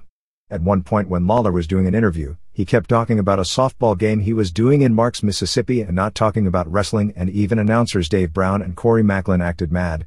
While this was going on, Stacey came out and gave fans autographed photos of Lawler, and Lawler said that he was a fan-friendly promoter. He also turned off the ring entrance music when Heinrich Franz Keller came out saying that he didn't like German music. Finally, Hales, after taking all the pile drivers on July 21st, showed up and Bruno tried to help him in a wheelchair a la Bagwell. Hales told Lawler he was fired. Earlier in the show, Lawler had suspended Hill manager Brandon Baxter for attacking ref Aubrey Wayne, and Hales told Baxter that his suspension would be lifted if he got rid of Lawler. Lawler then told Hales that he was firing him and shoved him out of his wheelchair onto the wet parking lot. Speaking of Lawler, filming of the movie Man on the Moon, about the late comedian Andy Kaufman, begins filming on August 6th. Lawler will play himself in the movie, which means he gets to piledrive Jim Carrey, who plays Kaufman. The NWA is advertising an NWA vs. ECW feud, which is the deal with Todd Gordon on July 31st in Mount Holly, New Jersey.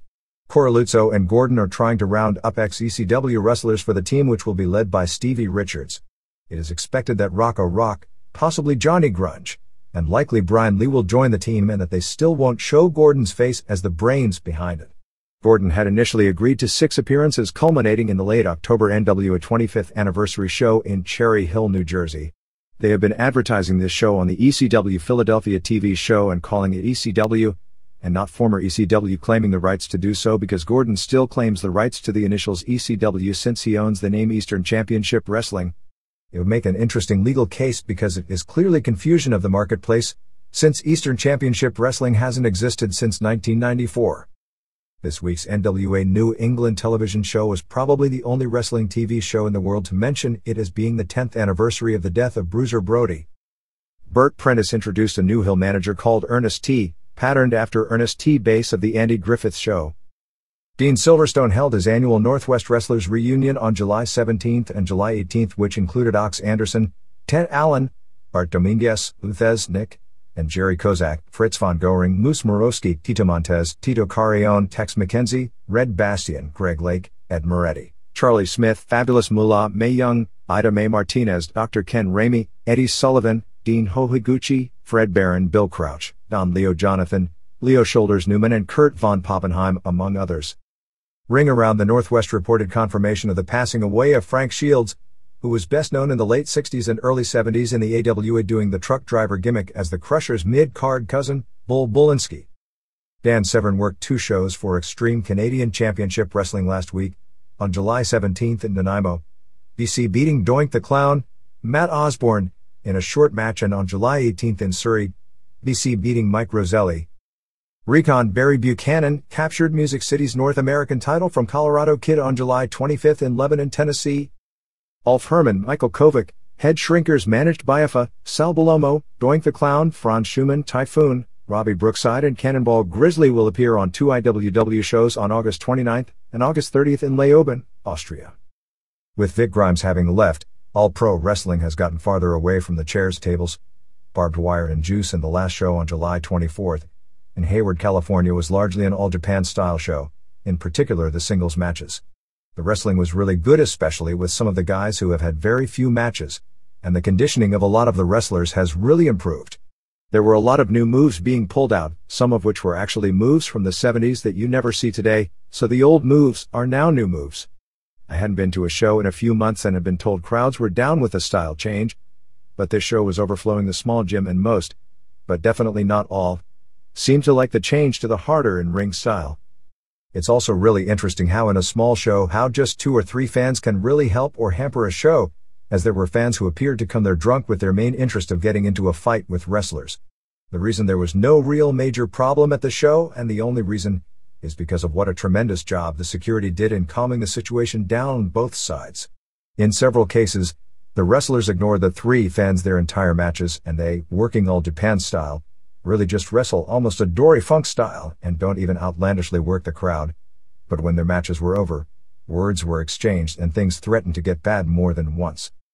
And for the latest in indie nonsense, on July 23rd, there were competing wrestling shows in Wildwood, New Jersey, one run by Tommy Firo and the other by Larry Zemensky.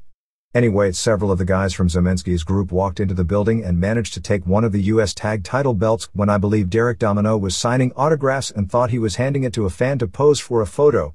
They tried to get the other belt, but Gino Moore, who worked on the Furo show, grabbed it. It wound up with the police involved. Valet Amy Murray claimed they were taking a belt that belonged to them and that Dennis Coraluzzo sold them the belt. Coraluzzo started yelling at her and wound up going after someone he thought was with her, but turned out to be an undercover sheriff.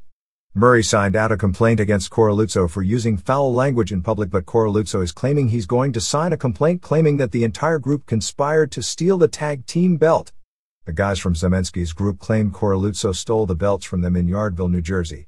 Tommy Cairo was apparently mad because he heard Coraluzzo had offered anyone in the dressing room $200 to beat up Cairo.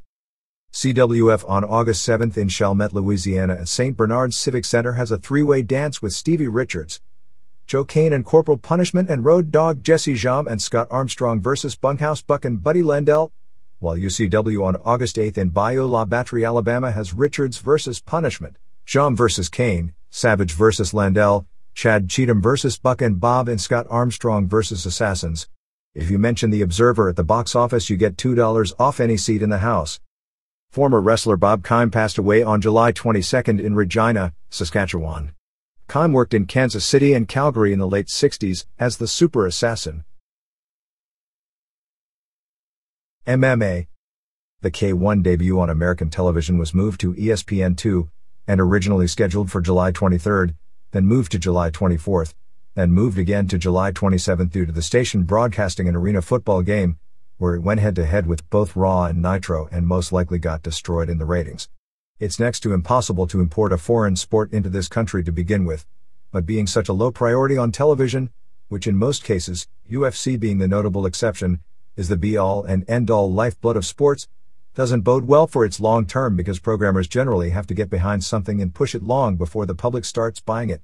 Peter Aerts is definitely out of the August 7th pay-per-view due to taking 31 stitches in his shin in the match against Francisco Filio on July 18th at the Nagoya Dome. The production values at the Nagoya Dome show blew away anything the WWF has ever done and was closer to a top-of-the-line concert. So Maurice Smith's opponent will be 1997 K1 Grand Prix champion Ernesto Hoost. The one advantage Smith has is that Hoost is literally taking the fight with a little more than 2 weeks' notice and also just fought at Nagoya Dome. Hoost is probably the best technical heavyweight kickboxer in the world right now. The first K1 TV show in the US was amazing, in that in the entire 1-hour show, at no point was it ever mentioned that K1 was running a show in the US in a few weeks or even coming to the US at any time in the future, that they had a pay-per-view upcoming, what was on the pay-per-view or anything. There weren't even any ads for the pay-per-view during their own television show. Talk about mind-boggling. The TV show itself had its pluses and minuses. It was a tape of the Grand Prix finals from last year at the Tokyo Dome, and the announcing was done live at the event rather than doing a re-voice over where they could plug the event upcoming and hype the show. The announcers were technically good when it came to announcing kickboxing, although Don Wilson clearly didn't know who the competitors were and was learning who they were and their strengths and weaknesses as the show went along.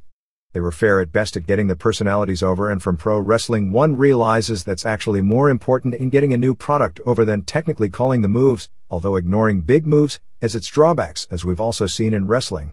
By editing 7 matches into 1 hour, there was no time for the special effects and production values K1 is most famous for.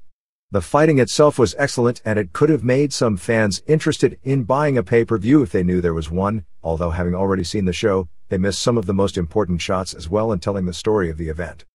Marco Ruiz, who is training Nobuhiko Takada in Los Angeles for his match with Rickson Gracie at the Tokyo Dome, had this to say in an interview on Brazil Sport TV this past week about Takada. Pride's owner asked me, so I'm training him, but he won't stand a chance against Rickson. He is not a true fighter. I could train him for 10 years and it wouldn't help. As Master Carlson Gracie said, the guy is a wimp. If that quote ever makes it to Japan, boy is that going to break a lot of people's hearts. Ruiz also said in the interview that he had signed to face Dave Beneteau at the October Tokyo Dome underneath the Gracie-Takada match, and had also a tentative deal to face Tom Erickson in December in Japan, which if it takes place would be expected to have a 40 minutes time limit, and thus would be one of the most interesting matches of the year and easily the biggest match in Erickson's MMA career. As it turns out, there is apparently a very good chance Vitor Belfort will do the UFC Brazil pay-per-view show, and not only that, but he's apparently going to come in at 199 pounds, and the planned matchup for him, not yet finalized, is with Jerry Bullander, with the winner becoming the natural #1 contender for the middleweight title. Belfort has fought as heavy as 224 pounds in UFC, so to get this light, he'd almost have to come in clean. The reason it can't be billed as the winner getting a title shot is because if Frank Shamrock retains the title and Bullander wins, that's a matchup that they probably don't want to make, since the two lived for a few years almost as brothers at the Lion's Den. The belief is that the headline matches will be Randy Couture versus Boss Rudin, Shamrock versus Dan Henderson, and Mikey Burnett versus Pat Miletic to create a UFC lightweight champion, although none of these matches are a definite. There certainly has been no talk of late about a UFC show in November in Japan. The California State Athletic Commission has put the kibosh on a planned show at UC Irvine, which was going to be under rules similar to Pancrase because the promoters didn't go through the commission or get fighters' license. This was more stopped on procedural grounds rather than a commission ruling against this style of fighting. Frank Shamrock has talked of doing a Pancrase-style show in San Jose later this year, which would become a commission test case. Last year the commission stopped all forms of striking in a match on a kickboxing show which featured Brian Johnston that was originally scheduled under modified Pancrase rules but wound up being a straight submission match. Dan Severn is booked in one of the more interesting matches of the year against Pat Miletic on August 22nd in Miletic's hometown of Davenport, Iowa. Miletic, who has a 21-1 record, is currently ranked number 3 in the world in the under 170-pound class, and is expected to fight at 190, which would give Severn 22-3-2, about a 60-pound weight advantage, so Miletic basically has everything to gain and nothing to lose. People are predicting that with Severn fighting so often and now being 40 years old, sooner or later somebody is going to surprise him. Hook Shoot Promotions is running August 14th and August 15th in Evansville, Indiana, with Jeremy Horn versus Mario Roberto as the main event the first night under submission rules, and Roberto versus Travis Fulton the second night. Also on the shows will include Tom Burton, Tennessee area indie wrestler who has worked UWFI in the past, Nicholas Starks, Kingdom, and Juan Mott Mars, KRS. ECW. Jinsei Hakushi Shinzaki is finalized as Hayabusa's partner against Sabu and Rob Van Dam for the ECW tag titles on the August 2nd pay-per-view show from Dayton, Ohio. At press time they had sold 3,400 tickets for $105,000 in a building which is being planned at this point to hold 4,500. The order of the matches will be Justin Credible versus Jerry Lynn, Chris Candido versus Lance Storm, New Jack versus Jack Victory, Mike Awesome versus Masato Tanaka, Sabu and Van Dam versus Hayabusa and Shinzaki, Taz versus Bam Bam Bigelow, and finishing up with Dudleys versus Spike Dudley and Tommy Dreamer and Sandman.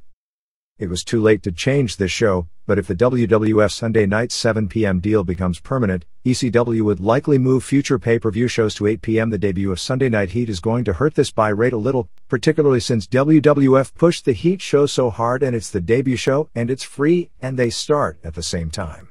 ECW was also hurt when DirecTV moved the show from its prime pay-per-view channel to DSSB, which cuts down greatly on the potential universe on satellite.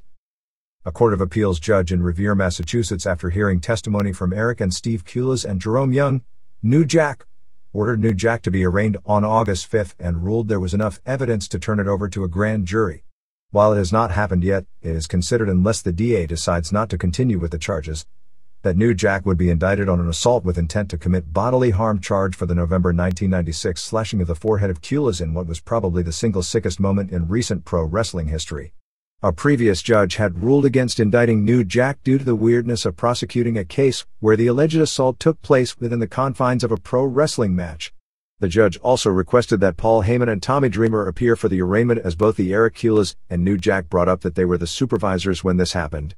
Heyman and Dreamer aren't going to be there because it isn't mandatory. Beulah is going back to college full-time to get her degree and is basically done with this promotion. Originally she was scheduled to return at the pay-per-view, but that isn't going to happen. There is a possibility down the line of her coming back for one appearance later this year or early next year, but nothing in that regard is finalized. Sabu will be going to Michinoku Pro for 3 days in mid-August, was part of the business trade to get Shinzaki to miss this coming weekend's Michinoku dates and work the pay-per-view. In his biggest show on August 16th in Aomori, Sabu and Great Sasuke face Sasuke the Great, Masao Orihara, and Masked Tiger, Takeshi Ono. Alex Rizzo, Big Dick Dudley, was charged with a Class 3 misdemeanor assault in the Staten Island incident from last week and had a July 29th court date scheduled. Apparently, no matter how it goes down, his parole officer is leaning toward not considering this a violation. The Nicole Bass deal, where she'd make her pro wrestling in-ring debut in a few weeks in a tournament for the Neo Ladies promotion in Japan, is in jeopardy of falling through. ECW has offered Mike Awesome a full-time position. It's a tricky deal politically because ECW has become aligned with FMW, and Awesome is the top foreigner with FMW, and it could ruin relations if FMW seizes as Heyman trying to take their top American. Heyman's political positioning is to attempt to sign Awesome to a full-time ECW deal, but have him continue to work FMW when FMW needs him, although there's no way he'd continue to work 30 weeks a year in Japan. With PAXnet canceling all its pro wrestling programming at the end of August, ECW will lose some of its existing television in New York, Philadelphia, and Atlanta, among other markets. WWF and WCW also will be losing their TVs on similar stations. The wrestling is classified on those stations as paid programming like an infomercial and not commercial programming, and PAXnet is going to a round-the-clock commercial format and isn't interested in wrestling. ECW has already gotten a new clearance that starts in August in Atlanta and will get its other station in Philadelphia to add a time slot. They are working on deals to get on in New York, but none are finalized. House shows this weekend saw July 24th in Fort Lauderdale, Florida draw a sellout of 2,195, July 25th in Tampa drew 1,600, and July 26th in Kissimmee, Florida drew 1,300. Reports are that the shows were good, with Fort Lauderdale being especially so. The Tanaka and Lynn vs. Credible and Awesome bouts stole the show all 3 nights, although Bam Bam Bigelow vs. Rob Van Dam in Tampa was also said to be really good. On this past week's television, they opened with a very strong Taz interview where he talked about how the ECW fans say 3 stars WWF and WCW, and they popped big. The same fans who popped big are the same people in the front row when WWF and WCW come to Philadelphia, which makes it kind of hilarious. Taz did a great promo, obviously building to a feud with Shane Douglas probably in November after the Bigelow feud. Taz and Bigelow had a match which went 149 before Taz hit a DDT and Storm and Condito hit the ring for the DQ. Storm and Condito did the world's sloppiest rolling thunder on Taz, which brought out Sabu and Van Dam for the save. It ended with Bill Alfonso trying to get Taz to shake hands, but Taz wouldn't, but all 3 held up their belts together. They aired edited clips of the 3 Dudleys matches against Dreamer, Sandman and Spike respectively, which looked good and stiff in edited form. Dudleys announced by winning 2 of 3 that the match at the pay-per-view would be a Dudleyville street fight, which is just another name for the same bloodbath with weapons that they do at every show. They aired the Sabu and Van Dam vs. Condito and Storm rematch from Philadelphia, also in edited form, but based on how it aired, it looked great. Condito and Storm are basically doing the Chavo and Eddie deal, where Condito started as the wimp and has turned into the crazy monster. The crowd reaction seemed to indicate a lack of psychology, but the TV editing only showed high spots that looked spectacular. Storm ended up decking Condito and walking off, leaving him to be pinned. Show ended with one of the most pathetic interviews you'll ever see with Dreamer. If this was on WCW or even WWF, people would have a cow about it. Dreamer basically tried to do an overacting Terry Funk interview. He didn't pull it off and wound up doing old Funk lines and banging his head into the lockers until he was bloody and crying about what happened to Beulah.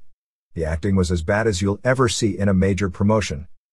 ECW was told to take out of its pay-per-view pregame show a line delivered by Francine where she said she would be as close to nude as legally possible on the pay-per-view. I believe she's going to wear a revealing evening gown. Anyway, it's okay to be almost nude on pay-per-view if it's the WWF, but if it's ECW, it's not even okay to talk about the possibility of it. WCW. Among the worst nitros in history, on July 27th at the Alamodome in San Antonio drew 20,031 fans, 19,109 paying $471,485. It's almost mind-boggling, not only the gate, but that it has gotten to the point where a $471,485 gate is something of a disappointment in a city the size of San Antonio, as they were hoping for 25,000 plus and to break the city gate record of $480,014 set by the Shawn Michaels vs. Sid Royal Rumble 1997 match.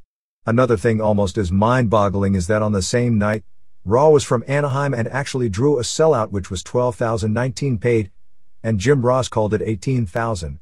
While Nitro legitimately had 20,000 in the building and Tony Schiavone called it 13,000 to 14,000, so even though WCW heavily outdrew WWF, it appeared to virtually everyone that WWF had a bigger crowd. I guess WWF appearing to draw a bigger crowd should be the least of their worries after this show. On a 3-hour television show, the company with the most depth of wrestling talent of any company in history had a total of 19 minutes of wrestling, because 3 minutes of Jericho Malenko was during a commercial break, most of which was real bad. For whatever it's worth, WWF had 34 minutes of wrestling in its 2-hour show. Totally off the deep end insanity. It opened with a black and white interview without Hogan and Bischoff, with Scott Hall handling it and passing it to Bryan Adams, who challenged Goldberg for a title match later in the show. Adams' delivery is really outdated. Raven did an interview challenging Saturn. Saturn came out, but before he could get to Raven, Kanyon ran in and Saturn suplexed Kanyon. As Saturn went back after Raven, Kanyon gave Saturn a flatliner. Judging from the crowd, nobody cared about this. Jim Duggan pinned Barbarian in 241 with a schoolboy after Barbarian kicked Jimmy Hart.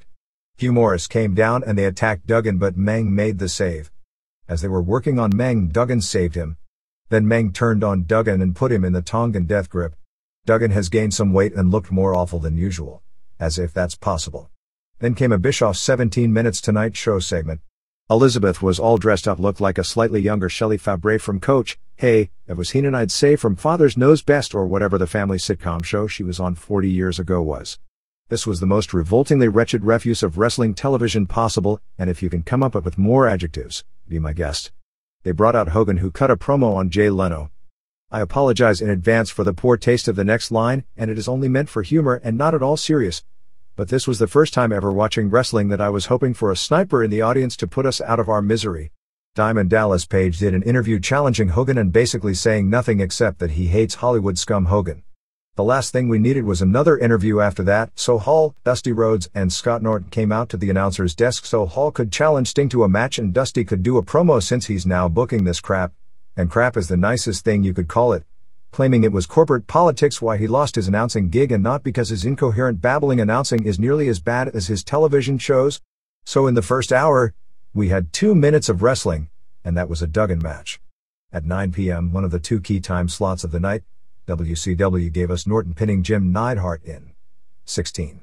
Then Bret Hart came out for an interview saying the only guy in the dressing room he likes was Sting, that he wasn't trying to cost Sting the title but that Sting overreacted but that he's not holding a grudge against him, and made it clear that even though Black and White wants him, he isn't on their team. Jericho beat Malenko in 9:22 via DQ and Malenko used the knucks that Jericho originally pulled out. Probably Jericho's best performance in a long time. Awesome match. And I'm told the part during the commercial break was just as good as what aired. If not for the lame finish, probably the best TV match in a long time. Then we had a Travis Tritt video. This next pay-per-view gets worse by the second. Kurt Hennig beat Steve McMichael in 140 with a fisherman's suplex when Rick Rude interfered. Hogan and Bischoff and Seipel came out for another interview. Then, as if we hadn't seen enough Hogan, they replayed the Hogan and Dennis Rodman vs. Karl Malone and Diamond Dallas Page match, edited about 6 minutes out. While this was going on, inside the building they had a Conan vs. Eddie Guerrero match which I heard was really good with both men, Conan in particular, being super over, and Chavo Jr. getting involved in the finish. Bill Goldberg did his first interview. He did a good job, but I think it wasn't the right time for it and some of the mystique may have been hurt. Arn Anderson did an interview that, since everything had gone so long, was apparently cut way back. The most interesting part of the interview was acknowledging his best friend being at home. According to friends of Ric Flair, for whatever reason, he's said to be closer to being interested in returning than at any time since this stuff started, and there are people in WCW who never thought he'd be back that are now expecting him to return. WCW has never even allowed the hint of David Finlay as a potential fourth horseman in this angle since they were always holding the slot out for Flair. Anderson again told Malenko and McMichael to let him be, and pointed out that with all the adrenaline rush the two should be having, that Malenko lost to a guy who wasn't as good as him, Jericho, and that McMichael lost to a guy who was a better wrestler, Hennig. But if anyone, Hennig was the guy who destroyed the Horseman by slamming the door, never saying on Flair, and that should have motivated McMichael to win. Sting beat Hall via DQ in 3:18. Sting had Hall in the Scorpion when Hart came out. Sting punched Hart. Curt Hennig and Vincent then attacked Sting for the DQ and Luger and Nash showed up for the save, with Nash power bombing Vincent. Bret just sat in the corner and didn't fight anyone. Hall gave Nash a low blow and Black and White started taking over. As Hart again tried to talk with Sting, Sting gave him a low blow and tried to put him in the Scorpion, but Hart escaped. Scott Steiner and Marcus Bagwell did an interview with J.J. Dillon coming out and cutting a promo on both, apparently building to Rick vs. Scott at Road Wild. Goldberg beat Adams in 132 with the jackhammer in a sloppier than usual match. Page beat Hogan via DQ in 411. There was a sign in the crowd when this match started: extremely crappy wrestling. Hogan worked harder than usual and both were real aggressive, but after 3 minutes Hogan started tiring out and it got really bad. Page did a great sell job on a stiff clothesline. Page hit the diamond cutter when Hennig, Hall and Norton ran in for the DQ. Wolfpack made the save. Eventually Goldberg showed up and was tackling everyone in sight until Giant choke slammed him just as the show went off the air.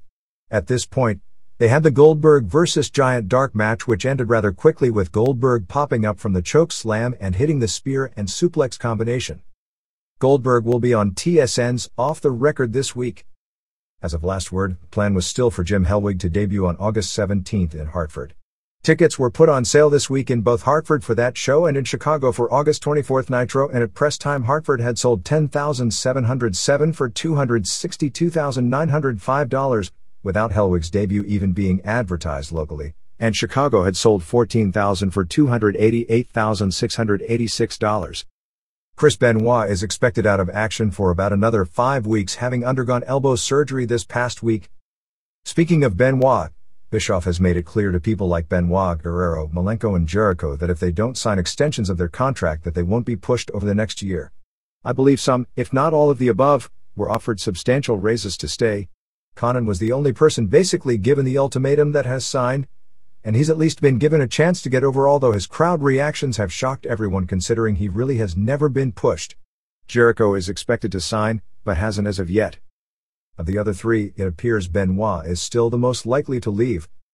Heenan wrote a story in the July 24th Daily Variety talking about the popularity of wrestling. That same issue also had a listing of the 10 best-selling pay-per-view events of 1997, 5 of which were WCW events and none of which were WWF events according to Request TV, so the numbers are real and I guess shows just how much WCW dominated pay-per-view last year. The biggest event of course was Tyson Holyfield, followed by De La Hoya Whitaker, the first Hogan Sting, Holyfield Moorer, De La Hoya Camacho, the Hogan Piper Age in the Cage match, the Hogan Piper Super Brawl match, the Hogan and Rodman vs. Giant and Luger Bash at the Beach match, the 3-team match from Uncensored with Rodman in the corner, and Leonard Camacho was 10th. That I guess shows just how badly WrestleMania last year really bombed. The WWF's biggest event of 1997 was the Hart Michaels from Montreal, but while it did well in the US, it didn't do WCW numbers, but what picked it up was it did huge business in Canada where Hart's leaving was mainstream news, whereas in the US, only the hardcore fans really knew the story behind the story. San Antonio was the only house show of the week and it did $225,599 in merchandise, third highest in company history behind only the last Alamo Dome and the record-setting Georgia Dome, or $11.81 per head. WCW also ran a free show as part of the Goodwill Games on July 26 in New York with Goldberg over Hennig on top. No special lineups upcoming on house shows.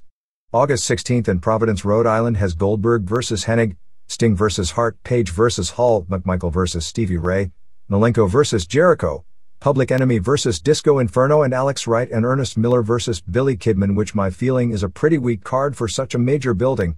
I guess I wasn't the only one feeling that way because we just got word the advance is weak and they are changing the main event to Goldberg vs. Giant. With all the talent available, check out these lineups for early September shows in Tupelo, Jackson, Mississippi, and Biloxi. Sting vs. Hall, Page vs. Disciple, Luger and Conan vs. Norton and Adams, Jericho vs. Malenko, Duggan vs. Barry Darsow. Actually, they should use Duggan in those cities due to history. Public Enemy vs. Disco and Alex and Chris Adams vs. David Finlay. September 11th in Cincinnati, Ohio has Goldberg vs. Giant, Sting and Nash vs. Hart and Hall, Page vs. Hennig, McMichael vs. Ray, Saturn vs. Raven, Hugh Morris vs. Meng and Kidman vs. Rey Mysterio Jr. The July 19th Miami Herald had an article on Conan plugging the August 31st Nitro at the Miami Arena. It mentioned his real name is Charles Ashenoff and that he grew up in Carroll City, Florida and graduated from Southwest High in 1982 and had quotes from his mother, who lives in Homestead, Florida. Bruce Buffer, younger brother of Michael, is now doing some work as business manager for Tank Abbott and has expressed interest in having him work WCW. Bob Raisman of the New York Daily News wrote a really good story in the July 19th issue on the Bash at the Beach match.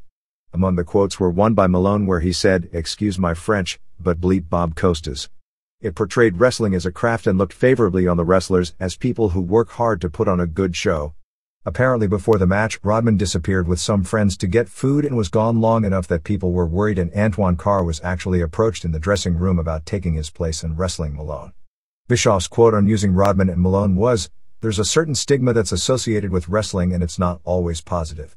But when you bring in people like Carl and Dennis, advertisers look at the business differently. You increase your fan base and you get people to sample your product who might otherwise not sample it." It talked about CNN's Craig Sager interviewing Goldberg backstage and WCW officials freaking out because they didn't want Goldberg talking, and Raisman brought up how Goldberg was being protected. Bischoff admitted it, saying, "You have to make sure Goldberg is in there with the right people and he's wrestling in the right matches. You have to make sure he's in the right storylines. You have to be careful about what you plug him into."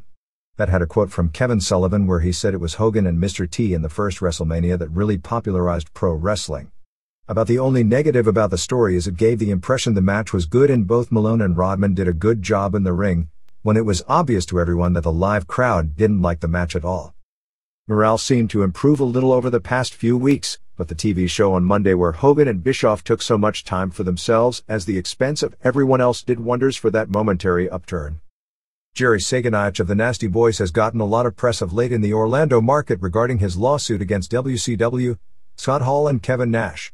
Saganich was on TV claiming he was supposed to be out of action for 6 months after a neck injury, but WCW brought him back in 1 month and that Hall went against the script and hit him with the edge part of the chair instead of the flat part. One of the TV news segments showed Saganich playing with his kids to gain sympathy for him and showed Hall and Nash doing their NWO heel act to make them appear to be punks. Saganich is claiming psychological trauma from the chair shot and that he has trouble sleeping, and basically cut a promo on Hall on the TV interview. We don't have WCW Saturday night numbers for July 25th available at press time. WWF. The tentative lineup, and everything nowadays in wrestling is subject to change until the last minute. For the SummerSlam pay-per-view is Austin vs. Undertaker for the WWF title, Maivia vs. Helmsley for the IC title in a ladder match, Kane and Mankind vs. New Age Outlaws for the tag titles in a cage match, D'Lo Brown vs. X-Pac for the European title, Val Venus and Takamichi Inoku and Bradshaw vs. Kaientai, a New York street fight with LOD vs. DOA, Vader vs. Mark Henry and Sable and Butterbean vs. Mark Marrow and Jacqueline. Raw on July 27 from the Pond in Anaheim, California drew a sellout 12,019 paying $285,675, which is the largest non-WrestleMania gate ever in Southern California, breaking the mark WCW set on July 10 at the Forum. It opened with Undertaker telling Austin to apologize to him. McMahon and the Musketeers came out and said he still thought Undertaker and Kane were in cahoots because it took 3 tombstones to win at WrestleMania and only won the previous night, indicating that Kane laid down for the finish. The dual reality weirdness in the booking is just fascinating. McMahon demanded an apology from Undertaker for choke slamming him. Austin came out, McMahon and company left, and Austin flipped off Undertaker. Vader beat Brown via countout after taking his chest protector off and splashing him in 4:15 in a non-title match. Fairly good. They did a feature on Droz doing a Wayne's World knockoff called Droz World, mainly showing him playing with snakes and throwing up a lot. In a huge upset in the Brawl for All and probably among the biggest shocks in recent wrestling history, Bart Gunn knocked out Steve Williams in 52 of the 3rd round. They redid the bracketing and I've got no idea why, although it was hinted to me that they would, and have no idea what the new brackets are. Gunn, who has won tough man contests in the past, fought a much smarter fight in beating the tourney favorite. The plan was for Williams to win this tourney to set him up as a challenger for Austin, and as UFC has learned, nobody can predict shoots, especially with the strange rules this has. Williams scored a takedown in the first round and hit more punches, although it was clear Gunn was better on his feet, to take a 10-0 lead. But Gunn stayed near the ropes, which made it difficult for Williams to take him down, and at one time actually held the ropes to avoid going down, which should be against the rules. But they actually need to rework the rules if they want to do this again next year, because there are so many flaws, just as in the infancy of UFC where the rules were constantly being tinkered with to get a good product. Gunn stayed near the ropes in the second round to avoid a takedown, and Williams threw a lot more punches and was tiring himself out, and Gunn shocked Williams with a great upper body fake into a takedown of a 4-time All-American wrestler. Even though Williams was up 15-5 with 1 round left, he was the one tiring. In the 3rd round, Williams' exhaustion caught up to him and Gunn got behind him on the mat in a scramble which could have been called a takedown, was eating him up standing, and then without a fake, simply took him down, and when that happens you knew Williams was in trouble. Williams apparently dislocated his knee on the takedown, and got up and gutted it out, but between the exhaustion and lack of mobility, Gunn pummeled him and connected with a left hook that apparently dislocated Williams' jaw and put him down. Even so, the fans live were chanting boring during the third round. Owen Hart came out and challenged anyone in the building to fight him. In what turned out to be a great angle, Mr. Angle Jason Sensation, now having been involved in 3 of the best angles of the year in his only 3 TV appearances, came out dressed like Hart and imitating him to get fans to chant nugget at him. When Hart was about to pound on him, Dan Severn stepped in front of him. They got in the ring and Hart hit a low blow and started choking him with his tie. Hart put him in a sharpshooter, but Severn made a great escape and then started throwing these slaps for this pathetic comeback. To save us from any further damage, Shamrock did a great run-in and began choking Hart, causing Severn to lose via DQ in just 54 seconds. Severn then began choking Shamrock for costing him the match. Shamrock was great in the pull-apart and even Severn was good. In the ratings killer, Farouk and Scorpio NCDOA when Bradshaw, who was at ringside being the 1000th guy in the company doing the same bad attitude gimmick, attacked everyone in sight at 325. In a great match with a lame finish, there was no winner in a triple threat match for the IC title as Maivia simply walked out of the ring at 6:55 to get counted out against Triple H and X-Pac. There were signs everywhere for Triple H's birthday. Triple threat matches are usually terrible and have bad finishes, so even when you have a rare great matchup, you still end up with the concept looking bad with a finish that only emphasizes how the rules make no sense to begin with. Brackus pinned Jesus Castillo in 50 seconds. Heavy steroid chants at Brackus. Venus beat Brian Christopher in 2 minutes with a fisherman's suplex. Christopher did a great job here and remains the most underutilized talent in the company. Kaientai and Yamaguchi were on the stage cutting salamis with butcher knives, basically acting like they were going to castrate Val. Should be noted that before the match, Val was getting ready taking a shower and teenage Yamaguchi-san walked out of the shower. Now doing a pimp roll coming out with 3 hoes, teamed with Henry to beat LOD in 3:49. The gimmick is that Hawk was stoned out of his mind. Can you believe they are doing a rehab gimmick? And with Hawk of all people? What's next, having one of the steroid freaks do a liver cancer gimmick? He tripped getting in the ring, fell asleep in the corner and fell off the top rope as they went for the finish with Animal working the entire match. I wasn't sure if this was meant as a spoof of Hull or Rodman, probably a little of both. Well, at least this is an explanation for the fact all their matches stink and they always lose. Mero, Sable and Jackie came out with Lawler for the presentation of the winner of the bikini contest. McMahon sent a note stating that since Sable didn't wear a bikini, she was DQ'd and Jackie won. Sable then said how McMahon wasn't even man enough to say it to her face, which brought McMahon out. McMahon was hit with a few flying objects and reacted to them. McMahon said people like Sable, particularly in LA, were a dime a dozen, and she could be replaced by any bimbo or airhead. He then stroked her hair trying to tease the sexual harassment deal. He's firing her if she doesn't go along with what he said, and when he turned around, she flipped him off and took off her clothes and walked around in a very revealing bikini and high heels. I want to work in a company where every time one of the female employees gets mad at the boss she responds by taking off her clothes. Finally, Undertaker and Austin beat Outlaws in a good match in 8:10 when Austin pinned Road Dogg after a stunner. People were throwing beach balls like crazy into the ring. Austin punted one of them for a big pop. Austin choke slammed Billy after the match. Austin grabbed a beer from a cooler and began drinking it, and threw one to Undertaker, apparently as an apology, and Undertaker started drinking it. Show went off the air with Mankind and Kane attacking Undertaker and Austin. Before Raw started, there was a tryout match where Michael Modest beat Robert Thompson after giving him a dragon suplex on his head. Didn't hear what the reaction is, but Modest is better than the majority of guys working in the big companies, but if this company can't figure out something to do with guys as talented as Christopher and Taka, I have little hope they'll find something to do with Modest. Also, Mero beat Dustin Runnels with a TKO when Jacqueline distracted Runnels. The first Sunday Night Heat was taped with Shane McMahon as the host and Jim Ross and Jerry Lawler also announcing. It opened with Edge pinning Jeff Jarrett when Tennessee Lee tripped the wrong guy. Drozdov and Headbangers beat Kaientai when Droz pinned Men's Teo. Venus was making out with Mrs. Yamaguchi-san at some point here. There was also some sort of angle between Venus and Mario Lopez, an actor on Pacific Blue better known for being the wrestler on the original Saved by the Bell, which airs later Sunday nights on USA. Tiger Jeet Singh, doing the wealthy foreign chic gimmick, did the Ted DiBiase deal where he offered a woman in the crowd $300 to eat dog food, and she did. Pierre did a promo claiming Williams never knocked him out and he was robbed, and challenged anyone to a match. Bart Gunn came out and knocked Pierre out with a left. No doubt the original plan was for Williams to squash him, but Williams was in no condition, and they had to call an audible based on what happened. Brown beat Shamrock via DQ in a European title match. Brown did something to Severn earlier and Severn interfered, causing Shamrock to lose, so they wanted to go at it to continue their issue. They announced McMahon was ordering an X-Pac vs Triple H match on Raw, and it wound up with 3 female plants all baring their breasts and X-Pac pulling down his pants. Maivia and Hart beat Mankind and Kane via count out in a tag title match. After the taping, Sable beat Jackie in an arm wrestling match and the show ended. There was no 10-man tag match as had been pushed on TV for weeks as the main event. A correction from last week. Terry Funk isn't leaving to do a John Carpenter movie, it's to do an HBO movie called Mommy Can I Keep Her, produced by Fred Olen Ray. TV Guide did an interview with Vince McMahon on July 25th for the August 15th wrestling cover story. While it is not definite this will happen, apparently Ken Shamrock has agreed to meet the winner of the Brawl for All tournament under Brawl for All rules. The TV show Fox Files, on Guess What Network, did a WWF segment on July 23rd.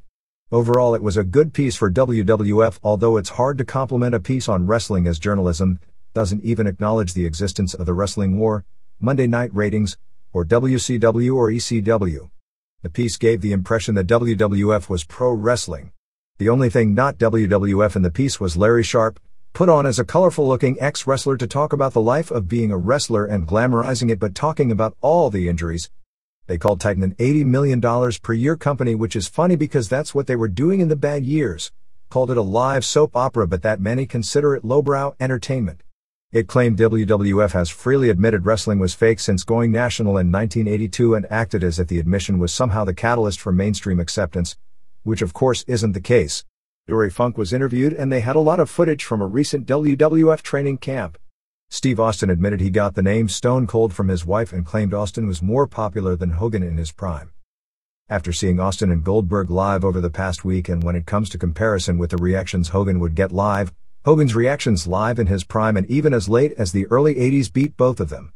Austin's drawing power is great and is a great worker, but he can't match Hogan's charisma. Goldberg's reactions to his finish and his intro are better than Austin's, but since his work isn't close, he can't take the crowd up and down while working a match like Austin can. In the UK, for the period of April through June, Raw is averaging 243,000 homes while Nitro is averaging 242,000 homes, although in the earlier weeks it was Nitro ahead and Raw starting passing Nitro in May. MTV Celebrity Deathmatch on September 24th will have Austin vs. McMahon. Interesting because in MTV voting from viewers of the show, the match they wanted was McMahon vs. Bischoff. TSN's Off the Record will be taped at Sky Dome on August 31st with Undertaker, Edge, Val Venus and Carl DeMarco, president of WWF Canada Weekend. House shows were July 24th in Phoenix, which drew 15,862, paying $273,372, and July 25th at the Cow Palace in San Francisco, which drew 10,898, paying $213,136. Not including Fresno, merchandise for the week was $303,467 or $7.83 per head, actually the lowest figure in months. Cow Palace was an average card, nowhere close to the level of the WCW Oakland show the previous week, but that was TV, so it's probably an unfair comparison. Nobody was lazy, although almost everyone was also saving themselves with a pay-per-view the next night. The crowd was really into seeing the stars and was hot for the early matches. Funk and Bradshaw beat Midnights in 8:44. Funk was the only one the crowd cared about. At the bell, Holly tackled Bradshaw apparently as a rib, and started running around saying 5 points, and all 4 wrestlers started cracking up in the ring. Pretty bad, especially Bart, whose work punches are even worse than his shoot punches aren't. X-Pac pinned Jarrett in 6:39. They didn't do much, but what they did was really well timed. Vader beat Henry via DQ for a chair shot. Same match as on pay-per-view, but this was better executed. Outlaws beat D-Lo and Kama in 7:59 when Billy pinned D-Lo after a stuffed piledriver. D-Lo looked good, but Kama looked terrible. Before the main event, they introduced Pat Patterson, who headlined the Cow Palace from 1965 to 1977. Howard Finkel gave him a big build-up, talking about his headline days at the Cow Palace teaming with Ray Stevens. There was no pop at all for the mention of Stevens. Actually, people from other parts of the country don't realize that although the Bay Area is thought of as Patterson and Stevens as a team because they are considered one of the great tag teams in history, they only teamed together regularly as heels from 65 to 67 in the area, feuded 68 to 71, and then Stevens left for the AWA and they tagged together a few times a year when Stevens would come back as a nostalgia team in the mid-70s, and did a few shots in the early 80s for the AWA here, but were always grouped together forever as having been the dominant team in the Bay Area for 2 decades, really based only on a 3-year run. Talked about him as the first IC champ, having 4 title matches at MSG against Bob Backlund, etc. When Patterson came out, there was no reaction. No cheers and very few boos. Patterson then cut a promo about being embarrassed to get that kind of a reaction in, of all places, the Cow Palace, and told the crowd that their parents used to worship him. At that point he got some people standing and cheering and a few more booing. He did a total heel promo, but couldn't hide the smile on his face doing it. The first triple threat match was totally carried by Austin and only went 7:30. Undertaker blew up almost immediately, so it was mostly Austin versus Kane.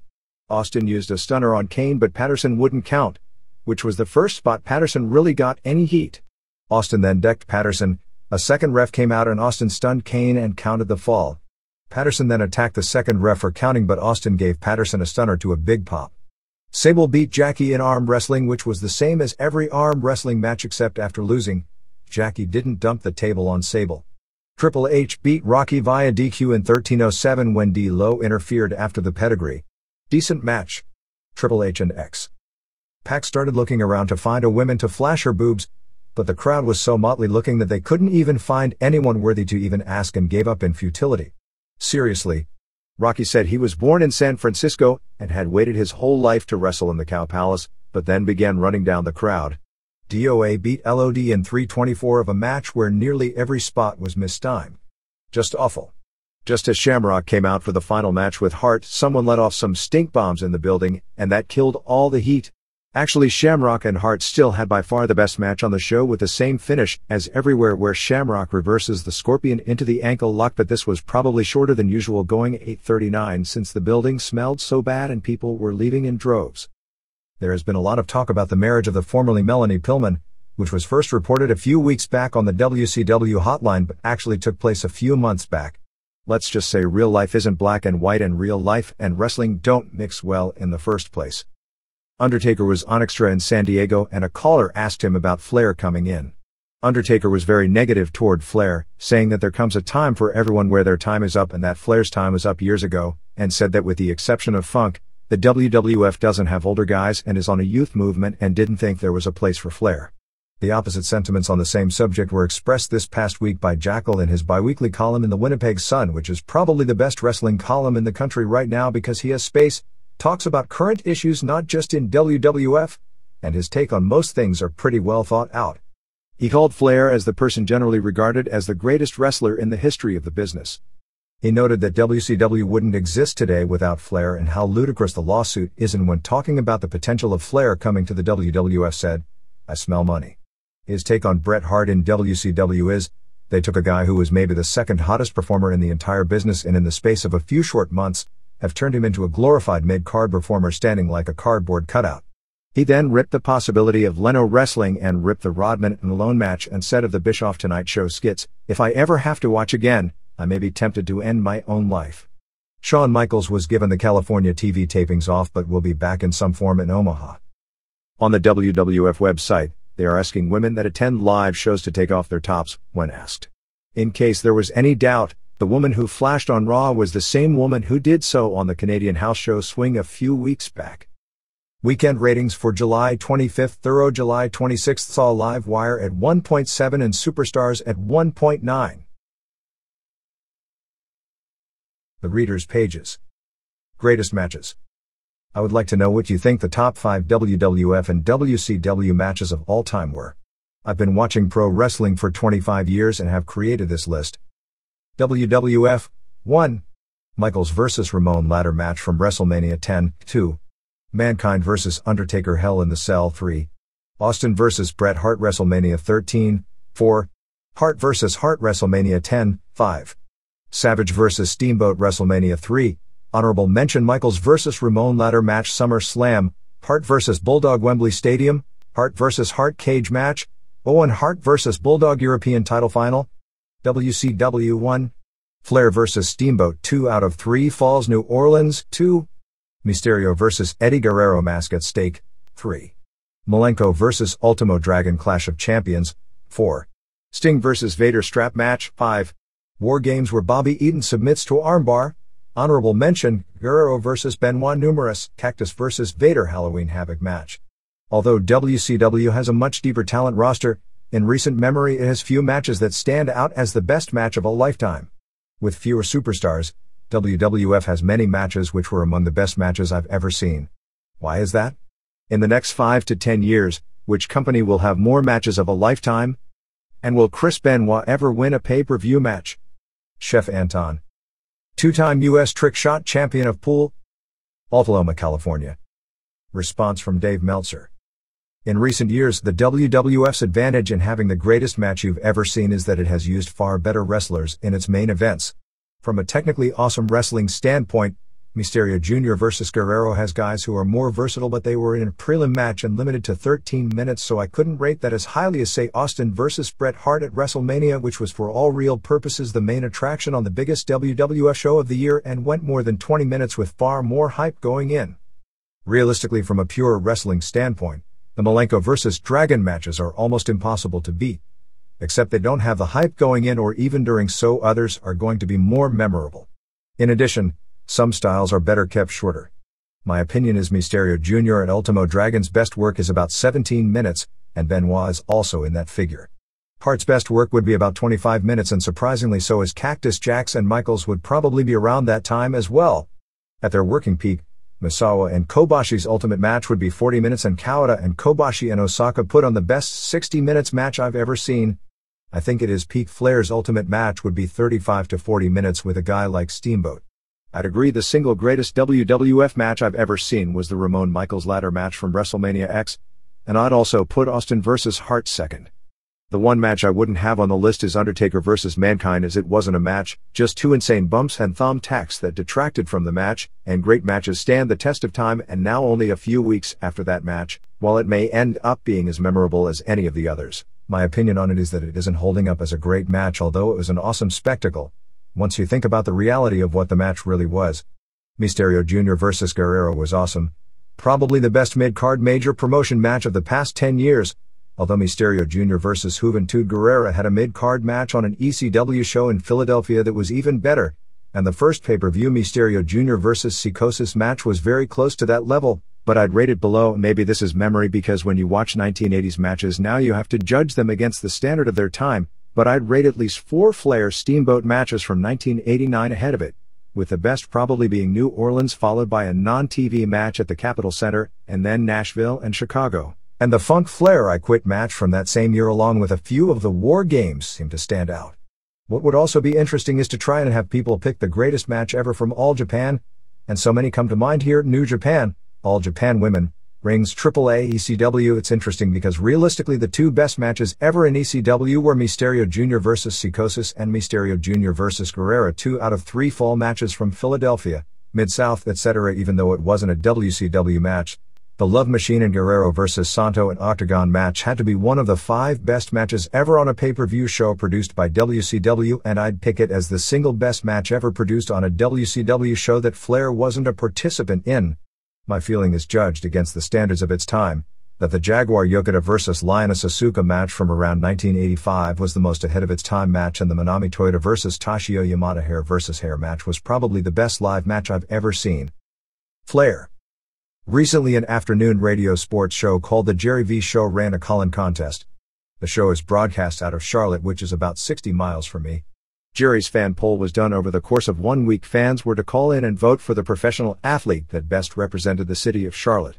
At the end of the week, Jerry announced the winner by a wide margin was Ric Flair.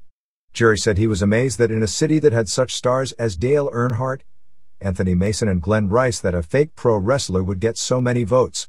I really enjoy his show, but he's not a wrestling fan. When it was reported that Karl Malone would be wrestling at Bash at the Beach, Jerry really let him have it, saying that Karl Malone talks about wanting respect, and then he goes out and joins the wrestling circus. As for me, I was very pleased to see such a great champion that I followed by Charlotte to Asheville to Spartanburg to Greenville to Columbia, and so many big and small buildings in between, recognized for all that he's given of himself and to the fans, and for all the matches where he made average wrestlers look great. Name lost. Mick Foley. I was at the Pittsburgh Civic Arena when Mick Foley went flying off the top of the cage. And while I was shocked and amazed at the bump, I can't figure out why he did it. The audience sure didn't seem to appreciate it. In fact, when he got up, they didn't see it as an overwhelming athletic achievement, but just as more proof that what they were seeing was fake. Pittsburgh is one of the worst cities for live pro wrestling anyway. The fans aren't loyal wrestling fans and usually only will show up for the big events. I've been thinking a lot about Bruiser Brody lately since it has passed the 10-year anniversary of his murder. I've been wondering what would have happened if he had still been around. Do you think he would have had any impact on the Monday Night Wars? Do you think he would have made an impact in FMW or ECW? Would he still be working today? Andy Stowell. Pittsburgh, Pennsylvania. Response from Dave Meltzer. Brody would be 52 years old today if he was still alive. It's hard to know if he'd even still be around, but with the money flying around in wrestling today, I think he'd probably be in at least a limited form.